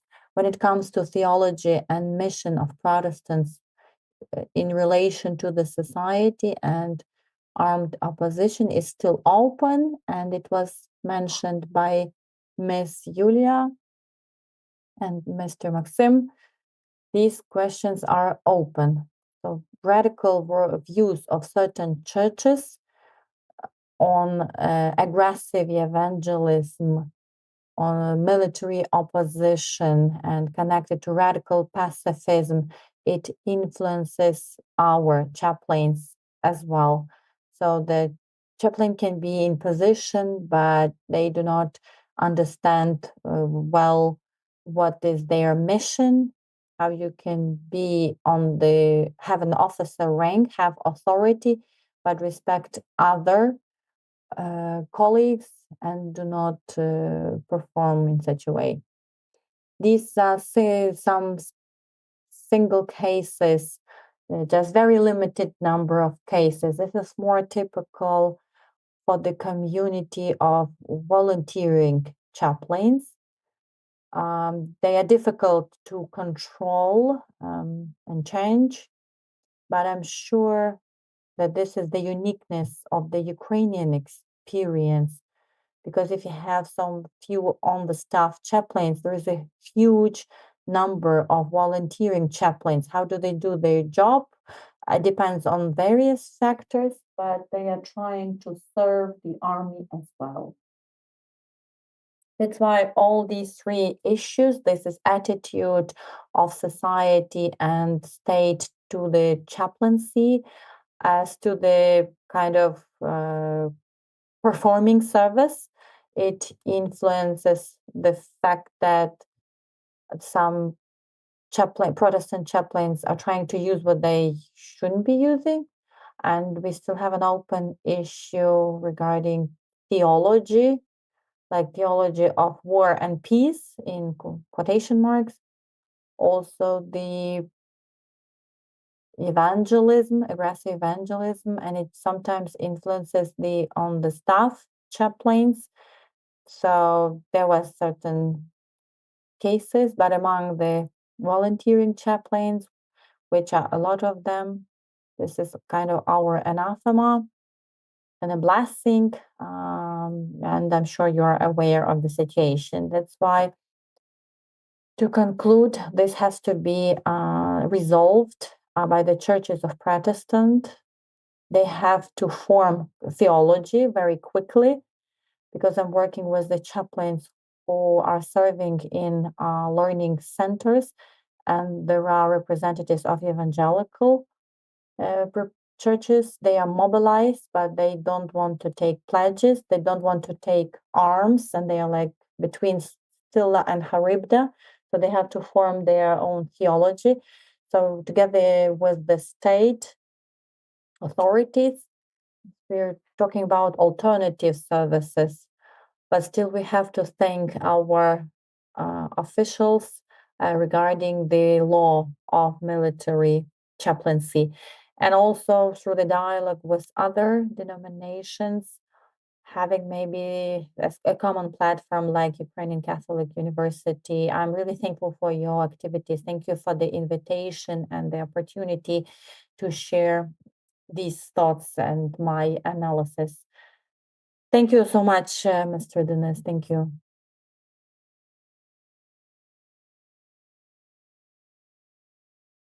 I think it's not only Protestants, chaplains, they don't only have to change themselves, but other Christian people have to change, because they also have to be revealed for other denominations.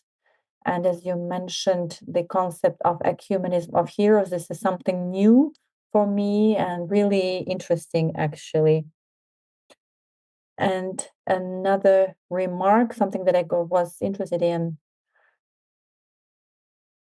if priests, as you mentioned before by Mr. Maxim, if they don't go to Protestants, Protestants will go to priests. But here the clergy of different denominations do not communicate among each other, and they do not become catalyzers, that they should be brought together, because later on we can have this mutual understanding, and they could call themselves brothers in Christ, and something that they can bring into their communities.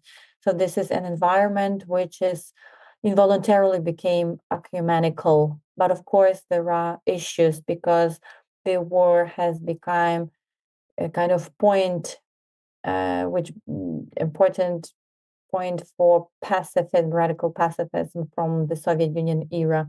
But something that I heard from Protestant bishops, this is not something I had never heard before, that we are part of this society, we are experiencing the same troubles. So I would like to say thank you to our bishop, because he's doing a lot when it comes to this field. Thank you so much.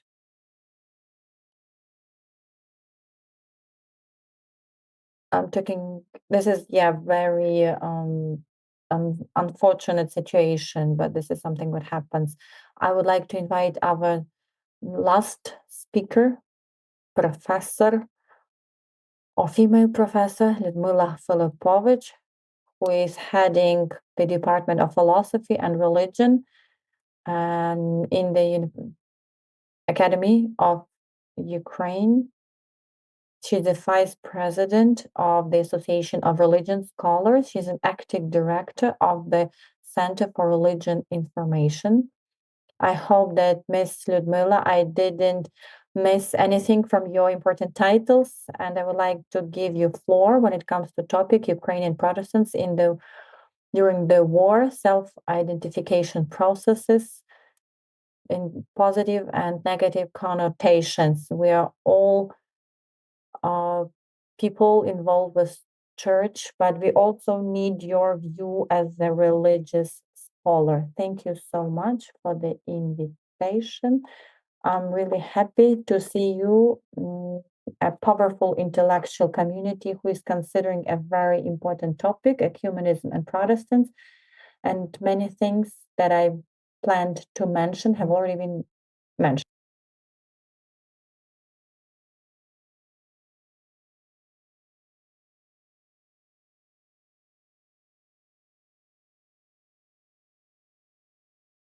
Try to bear in mind that our interpreters are working, so I try to put my sound to the maximum.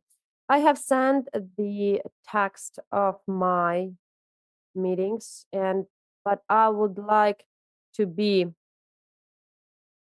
and I would like to be more slowly and taking into account the speeches of our previous speakers. So that was my participation in the survey, which was mentioned by Professor Balaklitsky, because during these 7 years, I have been answering as an SME on his questions about the Protestant states in Ukraine. It's not a kind of speech. My speech will be as remarks from the outside observers, what I observe in the Protestant environment. And to understand these processes which are happening, I would like to remind you some root things which set the character of this environment and the ecumenical initiatives of the Protestants. I would like to say that the Protestantism in Ukraine before the Soviet period, this is the movement which has been persecuted by the other churches, and they were spread all around. Unfortunately, the spreading was being suppressed, and Odessa was because it was as an exception, sheltering the first Protestants in the early 20th century. In territories under other empires, the situation was somewhat better, but Protestants were not a dominant or privileged societal group. Consequently, the life strategies chosen by Protestants in Ukraine were non-aggressive, adaptive, and non-Protestant, moderately tolerant, more educational than proselytizing, and generally isolationist. Their motto was, "We do not touch you, you do not touch us," shaping not only state-church relations, but also inter-church dynamics. And so no relations, no connections with any church was present. During the Soviet period, under Soviet anti-religious policy, there was the harsh period of severe prosecutors, imprisonment, restrictions on rights, under destruction, etc. Being a believer, especially a Protestant, was dangerous, and many had to resort to compromise or collaboration, accepting conditions imposed by an atheistic state. So basically, Protestants were denied a voice, and their pleas went unheard. So the Soviet state forcibly unified denominations, merging baptisms and Pentecostals into a single organizational framework, erasing distinctions in doctrine and practice. Today we were talking about the ecumenism of martyrs. This can be added by ecumenism of heroes. I also would like to add ecumenism of emigrants, because right now we have a very interesting field where we can unite our ecumenical efforts. So I remember that having spoken with the Orthodox Church, Stepan Yermosak, who actually died in Canada in an elderly house. He said that his Orthodox didn't visit me, but Protestants visited me. So it was good to understand this situation. Mikhailo Makiyenko wrote a lot about this immigrants' environment and about the immigrants' tendencies. But what we see right now, we are not aware of that, and we don't have the whole helicopter view on that. So really, I would like to understand what is happening there. In 1991, it was a shock for Protestants because Protestants they struggled to trust the authorities. They didn't actually right now they do not trust the authorities. So if there is not proper border control, for them this is as a blessing from God, and they still thank our public authorities. They thank them, and this is kind of distorted gratitude. Because the Protestant leaders often express gratitude to the Ukrainian government for favorable conditions, pervasive sense of this pervasive sense of mistrust persisted. Many Protestants, especially older generations, remained trapped in the mindset of an oppressed, isolated, and persecuted minority, despite newfound freedoms. I think, unfortunately, they didn't understand the dignity of being citizens and of being a Christian. And I think that still there are certain stereotypes of evangelistic text, they hint on that. So I would like to say that here it's important to understand our past, to cry it out, and you had to move forward. You live in the new historical conditions. You have to assess them, not judging from the past, but from the future perspective. As Vakarchuk put it, I want to protect my motherland, not for my parents, but for my kids who are going to live here in future. And I have this feeling right now because there is certain existential tension within Protestant environment because we say we are chosen by the Jesus Christ, we are the special ones. So I think that this perception forms its own autonomy, isolationism, which we have to get rid of. The Protestants, unfortunately, they think that they are isolated, and there are those who are ready for other paths. Unfortunately, Ukrainian state cannot be considered at their state. The perception coupled with the undeveloped democratic framework of Ukraine sustains fears of state repression or marginalization. It's interesting whether Protestants are afraid of Ukrainian policemen, or maybe they are afraid of being banned, prosecuted, with their freedoms restrained. Protestants, they didn't learn to perceive the country as the managerial system which we elect not to be the masters, but to be the servants, the managers who are operating on our funds. Unfortunately, the Ukrainian state is undeveloped democratic framework, and therefore these fears take deep root in this. Very interesting area.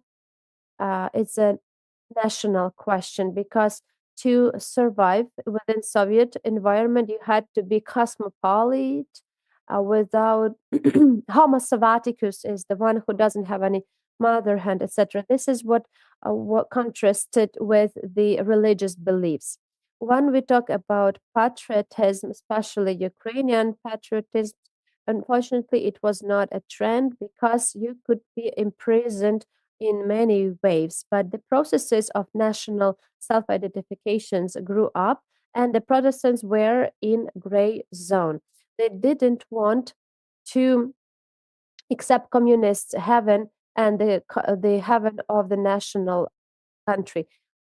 They decided to leave Ukraine and went to the country of liberties, to the USA. That was the heaven for the Protestants. I think that this process it was going on even after the independence, especially in spring 2014. So we don't have statistics how many people left Ukraine and who were the Protestants. But according to different SMEs right now, our Ukrainian Protestants, especially, uh, I would like to say that uh, while making decisions, it's important to know who Protestants look up to and who they hear. So I would like to say that the Protestant leaders, these are people who were born and who lived in Soviet period. Could you name those who were born after 2021 and those who didn't heard any mm, persecution stories about their fathers, etc.? So where are those Protestants and leaders who can I would like to say that I have heard such people in 2017, and Professor Balakleski mentioned that but not for all Protestants. That was the R 500, the authority of the leaders. Uh, Generally, it is understandable the authority of the Protestant leader. You have to fight for it. You have to be wise. You have to show charitable actions, being a communicative person, and to be honest. And when your word meet your deeds, and it's very complicated because you can be hero inside of your society but try to get out of it and it's difficult. Therefore many Protestants choose to live a discreet secure life within their community where people are connected by family or friendship. Such a life does not attract the attention of outsiders who have a negative attitude towards Protestant, does not irritate the local Orthodox priest or bishop, and does not become the headache for the authorities. Protestants remember well how to live in self isolation. Their instincts are working, but they do not know how to position themselves in this new time and geographical space where much is changing rapidly and therefore often incomprehensible. The government itself often compromises itself in this new world by introducing rules and then unilaterally changing them. For example, with the mobilization of Protestants with 3 or more children who are on special lists alternative service. And these raids uh, are reminiscent of the police raids on Protestants in 60s and 70s. Don't you think? If you have not already gone abroad and not as a Protestant against persecution, and mm, you have to show your position, and you can do it more vivid, and not just at the level of the priest, but also on the level of general Protestants. You have to take some part which could bring Protestants closer to other Christians. And here I think that ecumenism could be embedded. There are many positive moments. Unfortunately, I am pressed for time here, but I would like to mention that for Protestants and for other people, war has become the existential threat. And today, as it was already mentioned, we need to rethink these challenges. And here we have to put theology in place. I agree with Mr. Denis, who says that we have to develop this theology because right now we have the Protestant theology of nations. Right now we see the Protestant theology on the war. People want clarity and people want things to be understandable. And to conclude here, I would like to say that our war made our people more sensitive. More often, they are become more trustworthy and they try to trust each other. But by how it is it about just about cooperation in the charitable sphere, just to cover basic needs? Do we need to talk about some more serious religious topic, the ones that uh, are part of the ecumenical field? Protestants have changed their attitude to the state, so they started to perceive it as a part of their own natural environment. Because Protestants, they became a part of our authorities. They started to occupy some posts, and here, of course, you have to think you have to solve the problems of people, not your own corporate or official ones. And over the 30 years of independence, Protestants have not been afraid to be Protestants, and openly declare their denomination affiliation, and some are even proud to be Baptist, Adventist, Pentecostal, and Charismatics. So this should become the mass trend for all Protestants. Therefore, I call to unite our efforts to work with immigrants, IDPs, other people, because these are a lot of people who need to have this care. Thank you, Miss Ludmila. Yes, you made a lot of generalizations, and I'm not sure whether Protestants will agree with all of them. But still, I would like to give the floor to give some reactions on this. Thank you, Ms. Ludmila, for her presentation, for her speech.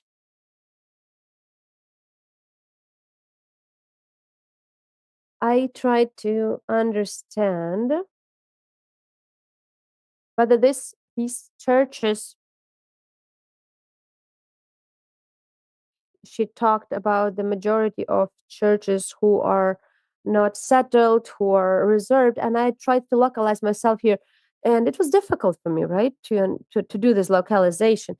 Here, I think it is necessary to clarify. So, what is it about? About different denominations, or you talk about generally evangelic Protestantism as such?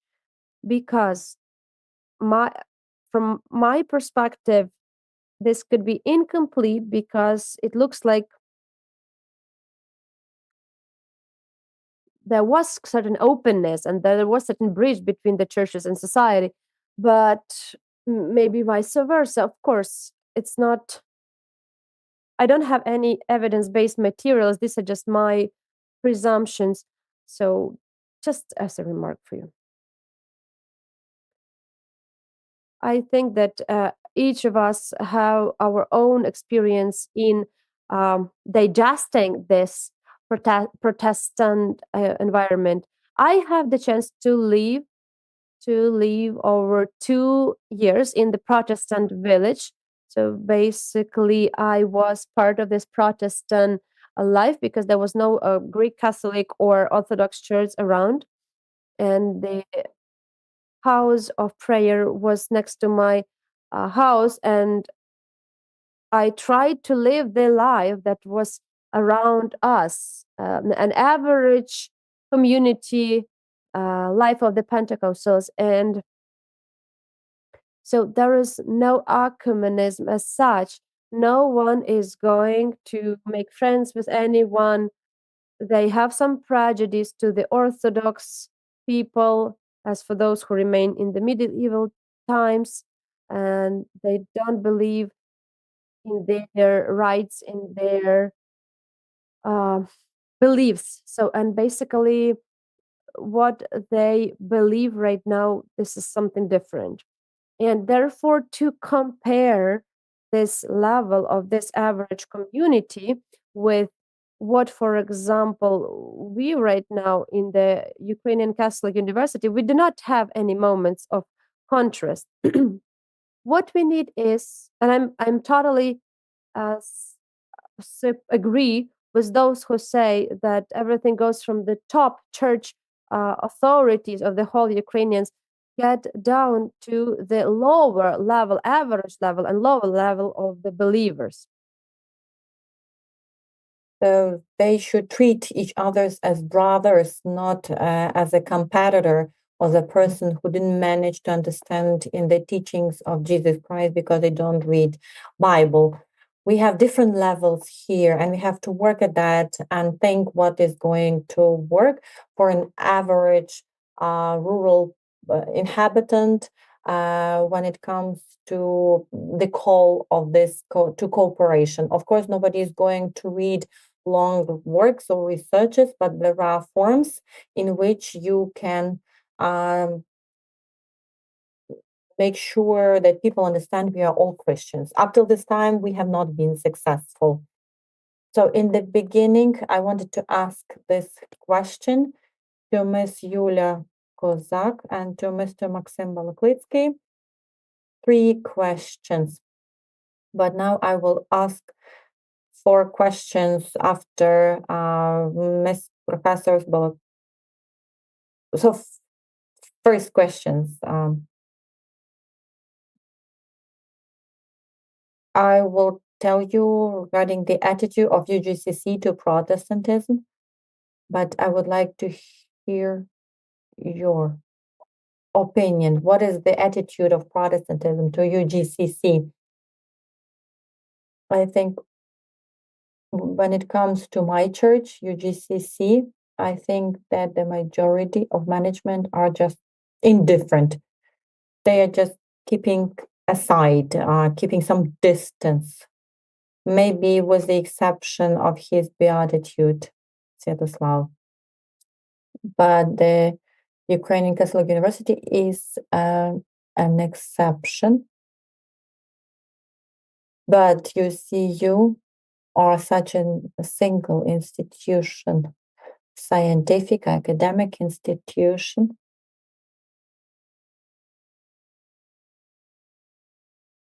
And my attitude to you is positive.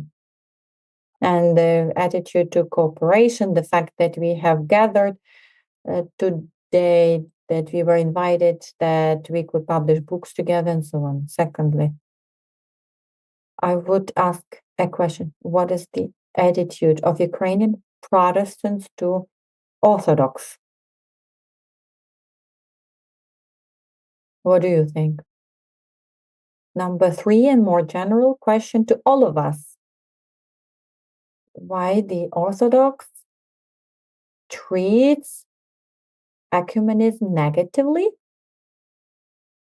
And for some bishops, it's like an absolutely negative attitude, something very bad. And number 4, Ms. Professor Filipovich, I don't agree with your characteristics of the Protestants when it comes to their attitude to other denominations, including Orthodox. I can see openness, readiness to dialogue. And I think that I'm expressing my opinion, but it seems to me that other brothers, Protestants, should highlight it. I think the characteristic that you provided is actually damaging their image. For some reason, I think so. For me, as a UGCC representative who has been trying to have proximity with Orthodox, I can feel that there is no big favoritism from their side. In some cases, I find it easier to communicate with Protestants, actually.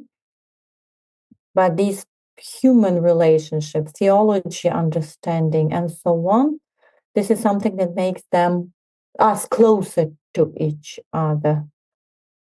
Professor Filipovich, I think maybe you didn't show the correct image of Protestants. So we are waiting for the answer from Ms. Yulia. And then Mr. Maxim. Ms. Yulia, please go ahead. I will split my answer in a few parts. This is my personal experience from the research, from the talks with clergy, and from literature.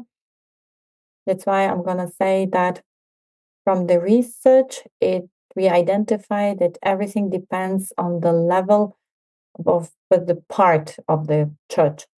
If it's the representatives which are part of the academia, this is not the best, the most open attitude. Everything is cooperating with each other. They want to communicate and are very open to cooperation. If we talk about the level of priests, then it's again, it depends on the environment, on experience. They are open-minded priests which cooperate with others with no problems. They are initiative, want to organize things. But also there are some priests which are exclusivist, I would say, that they think that they are the only ones who are the truthful, right church. That's why they don't kind of treat everyone else with alert or try to convert other believers. So it actually depends on the place and location. And on the level of lay people, it all depends, as Mr. Taras mentioned, depends on education or what is preached in a community by the priest. This is how lay people take over the ideas. And I think there was a positive shift from the Protestant side when it comes to ecumenism, the positive attitude to other denominations, brothers and sisters in Christ, but there is still a lot of work that needs to be done, in particular when it comes to Protestants. From my personal experience, I will confess I'm not a Baptist. This is not my religion, denomination, even though I work with Baptists a lot. I would say that there are people who you can share your confession openly, that you're not a Protestant. And sometimes you have to hide this fact. So it all depends. Thank you.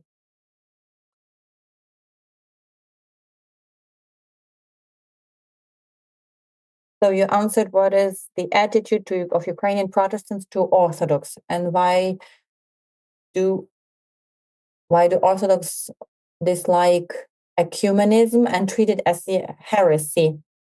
When it comes, it's a very general question, like a negative attitude of Orthodox to ecumenism. Too general question.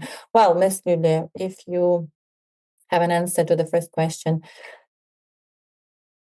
So the attitude to Orthodox among the Protestants is pretty much similar, because these are traditional churches, and when it comes the majority, then it's perceived how the way people call themselves, but they're not, for example, active practitioners, practical believers. That's why the attitude of the majority can be similar and sometimes negative, or if there was a previous positive experience with Orthodox and Catholics, it gets more positive. I cannot be absolutely clear, but I think it's similar as to Catholics. And Mr. Maxim? Thank you. For sure. Among all the things that were mentioned by Ms. Yulia, thank you for her contribution into the discussion. This comment, final comment feature is very interesting to me, because we're talking about some ideal types whose validity we can discuss. Like this professor offered it, and then it was criticized by father. If I'm a minority, I have to filter everything out, depending. You can think yourself what you have to filter. So I can share it with someone, or I might not.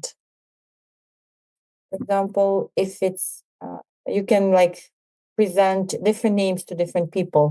So it's about the minority. So I think there are two generalized working terms that we can use when answering the question. The relationship minority to majority. So the minority feels its borders, and they will be more emotional because they don't need just acknowledge identity, but they need to protect their identity. And those one do not feel as a minority, they cannot understand it. So I can read from my personal experience, like if there is a religious minority or Ukrainian minority in a Russian-speaking Kharkiv, so all these aspects, you understand that it's just simply difficult for a person. And they say we. So you can feel it like we are normal, we are okay. And if you're not normal, we are just okay. We do not care. It doesn't require so much mental effort when it comes to this constant acknowledging and protecting identity.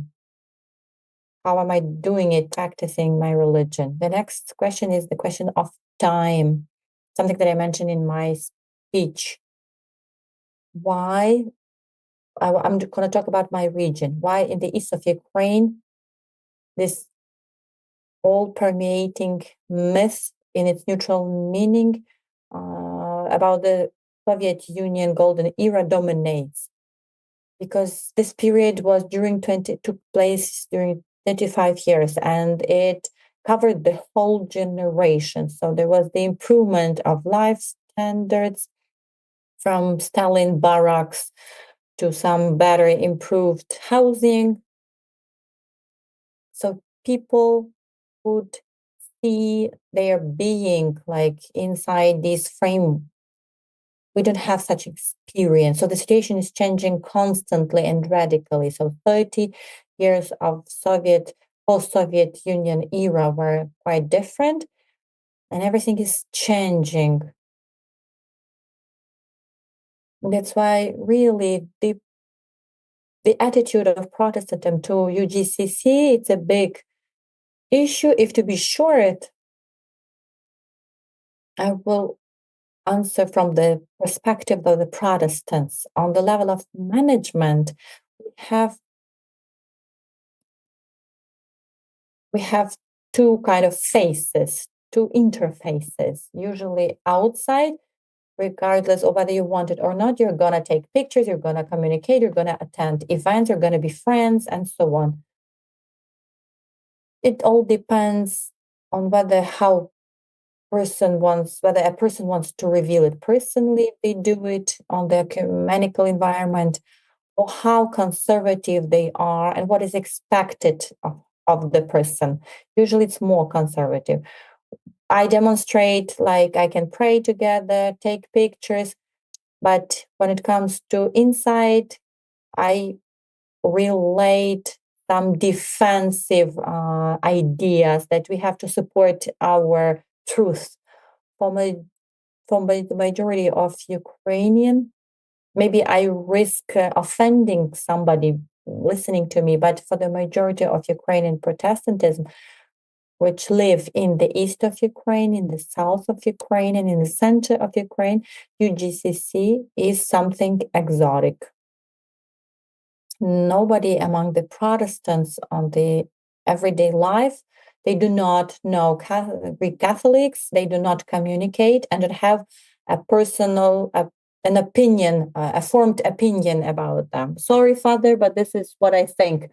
It's why they see it as a regional situation. For example, there in Halachina, in Lviv, in Bandarstad, they have UGCC, and that's it. You can treat it differently, but they are not present here. We deal with Orthodox. And when you talk about Orthodox, it's Ukrainian Orthodox Church of Moscow Patriarchate, period. And this very church is broadcasting these unpleasant messages from priests. We are talking about like kind of national public opinion, public Protestantism. This is non-tolerant. Still, you are broadcasted a message that you are a sect, that you are not necessary here. Only now you are being tolerated because there are Nazi everywhere or European Union demanded from us, and that's why we cannot react to you in a proper way.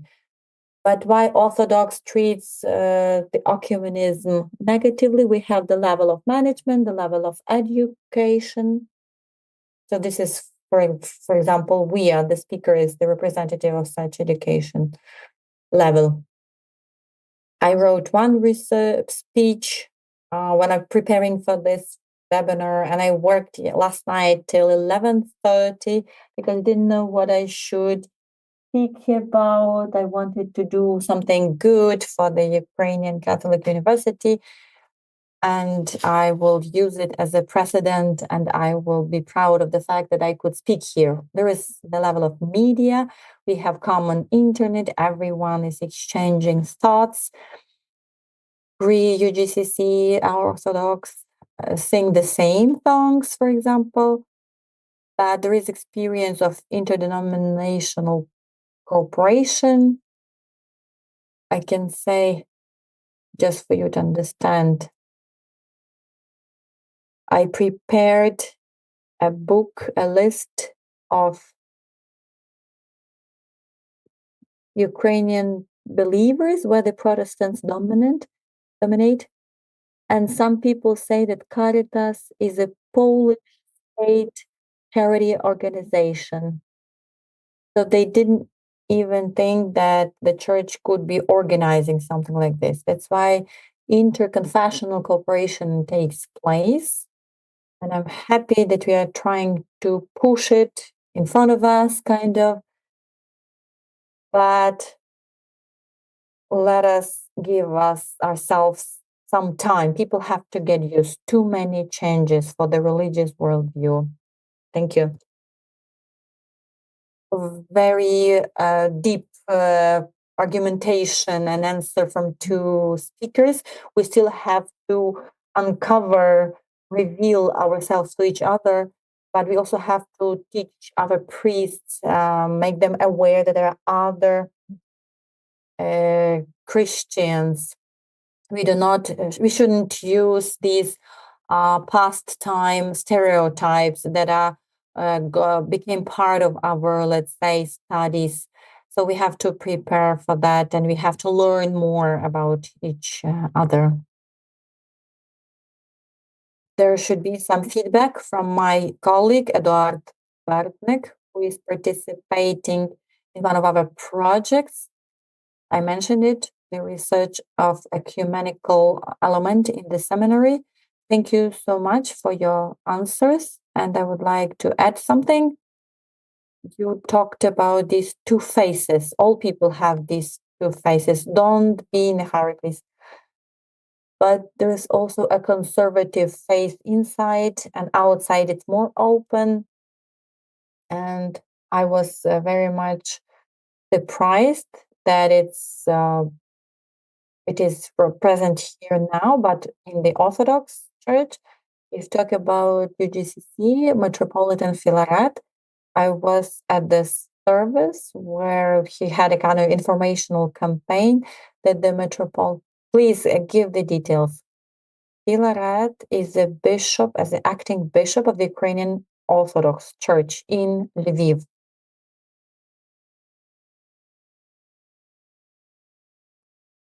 So, for example, Metropolitan Onufri never mentioned about the brother killing war, but his gap among his denomination was really big, and the views that he expressed were dramatically opposite. He couldn't talk with his parish because they were much more conservative and they expected something else from them. And this gap from him and his parishioners already in 2018 was critical.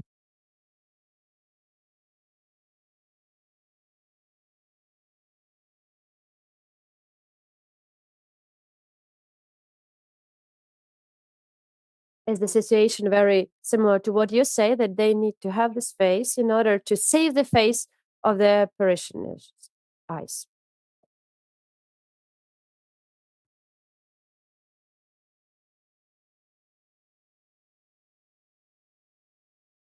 Right. Who was this question addressed to? It was the question to Mr. Maxim.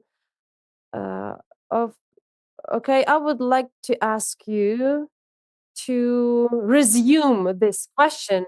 So, this disruption you mentioned about the two faces, the one is turned into face, another is. Why do they need to have this? Is it their true position, or maybe they have to interpret something else to the outcomes? So why do they need to do that in order for their parishioners to hear them? I would like to answer that politician is paid for not to voice his own point of view. So he is aimed to be the face of his voters. So it really, I think that there will be some other tragedies and claims of heresy, and they will be substituted by those who are considered to be solid Catholic, Christians as well. So the situation in reality is really evolving very rapidly, but we have our impatience and we need to do everything to have it right away. So therefore, we have unprecedented religious freedom, and as a result, this enables interdenomination environment. So these things are not happening simultaneously. Something lays the foundation for the others. And therefore, certain limits, certain rules of the game, when they are understandable, they will bring about the civilized and calm relations between churches. Therefore, in my point of view, as for me, it is very important to have this ecumenical activity from the management of the Protestant churches, and it's like known to the broad public according to the internet. So if people want to learn to hear, what do they want to hear, they invite those people and they start to throw these lightnings. But if there are people who want to see the truth, the realities, like we together with you, so they open certain pages and they just read this. Because therefore, I think that it is not something abnormal. No. So they think about, as any politician thinks about, so they have to stay adequate, to make less sins, and then to reach their objective. So they keep the balance. I think that there is another issue that parishioners have the same, they have been trained in this manner in both Protestant and Orthodox. So, and to find this inertia, we need time for that. One remark: this church reflects the tendency within society because we think that we are the trendsetters, but no, I still think that the dominant ideology in Ukraine is the secularism, and I think that any church is a kind of anomaly, but in a good sense. I'm from Kharkiv. I think that Kharkiv is not Orthodox city at all. the majority of people, they consider themselves to be Orthodox, but trust me, I'm the person who lived there the whole life. Orthodox has nothing to do there. And I think that Muslim and Judaism also has the same impact. So yes, there are some rituals that have to be switched on in the right time. And they say, "Oh, okay, we have Easter today because we are Orthodox." Apart from that, there is nothing. We don't have genuine atheists, genuine Orthodox. No, we have kind of these waves, and therefore, every person who says that people who are religious, they are ultra course conservatists, I would call them like this. So to resume, I would like to say that we need to have time to get this settled. And the last question for today, or maybe remark, I'm deeply depressed, honestly. So it looks, what I can tell about our Greek Catholic Church, of course, nothing is second to none, but we are working on this. We, together with Ukrainian Catholic Church, there are priests who perceive ecumenism and cooperation, not only with Orthodox, but also with others, with Protestants, and they consider this to be positive. Honestly, I anticipated some other response. Maybe I'm just not aware of this, and I would really like to listen to your answers, because it looks like if you are white black sheeps, it means that it's great for me to know you, but I thought that you are the spokesperson from your communities. It looks like you are judging from the German context. I would like to say that our community in Kyiv, we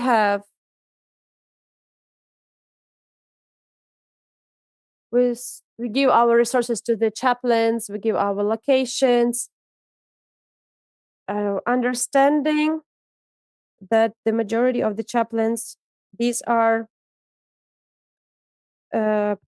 Orthodox and not Greek Catholics. We don't have any benefit from them. We respect people, we respect their work, and we understand that they are at their own places. Are we Protestants? Not, we are not Protestants. In the evangelistic environment, there is the phrase that even among Orthodox, there are people who will be saved. It's the bad phrase. Sometimes it is the repercussion of the critical ideas voiced by Lyudmila and Maxim. But I think that on the periphery, in the villages, as there are churches which are marginal churches, but in big cities, there are certain movements in the evangelic churches, and I think that such movements also can be among the average believers, parishioners of the lower range. So they are aimed at having good cooperation, and we all understand that Orthodox and Catholic people right now, they are part of our country, we are part of our country, and we believe that we have to cooperate not only by distributing humanitarian aids, but also in some deep moments. So that's my experience, and of course I do not want anyone to be depressed. Not everything is that bad.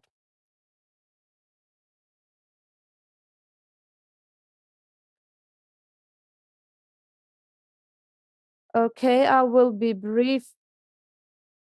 I was not from the Christian family. In 2023, I was turned into Christian, and no one said that only we are the genuine church, etc. We were talking about the great experience of how it is important to communicate with Christ, etc. Secondly, I would like to say that it is important that there are different urbanistic centers, there are younger generation which developed in their own way, and they had different attitudes towards Christian experience in other denominations rather than the relations which is in the church, in the rural churches. We don't need to generalize, but of course everything depends on the level of education of individuals and also on their experiences after or meetings with the representatives of other denominations. This is something very important, which also is important for general understanding. And the last point, and I lost this thread.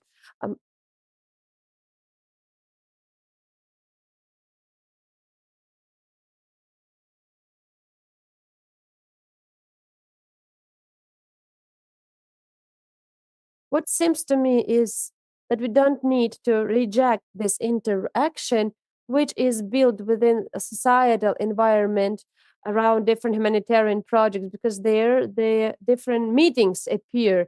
And even though it is happening in the societal space, this societal space opens the religious beliefs of the others. And that's important because this is how we perceive the reality, the genuinity of the experience of the others, and then we find ourselves in those others. So this is what I see. This is what is present.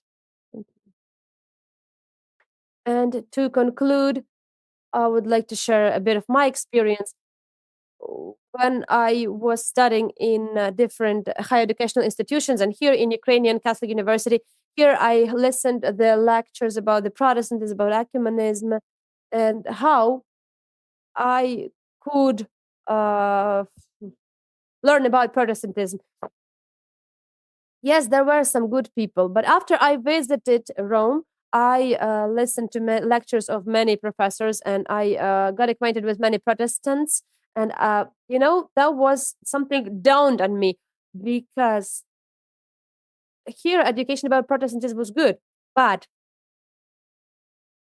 I'm grateful to the Ukrainian Catholic University for the knowledge I got. But when I got acquainted with those people, that was how I learned about Protestants. I found them as the Christians as I am, but they are a bit different. But we are brothers and sisters. So that's important to have these meetings on the lower level, so we do not hate each other, and then we will build other cooperation. And when our Christ comes and he will see our law, so I hope it will count for us. Thank you to all those being here offline and those who join us online.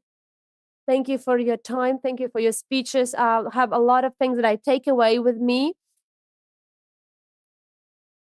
and a lot of things were eye-opener for me as well. So I want to say thank you for your efforts, for being here. I would kindly ask you to send your speeches, and we're gonna publish them on our website.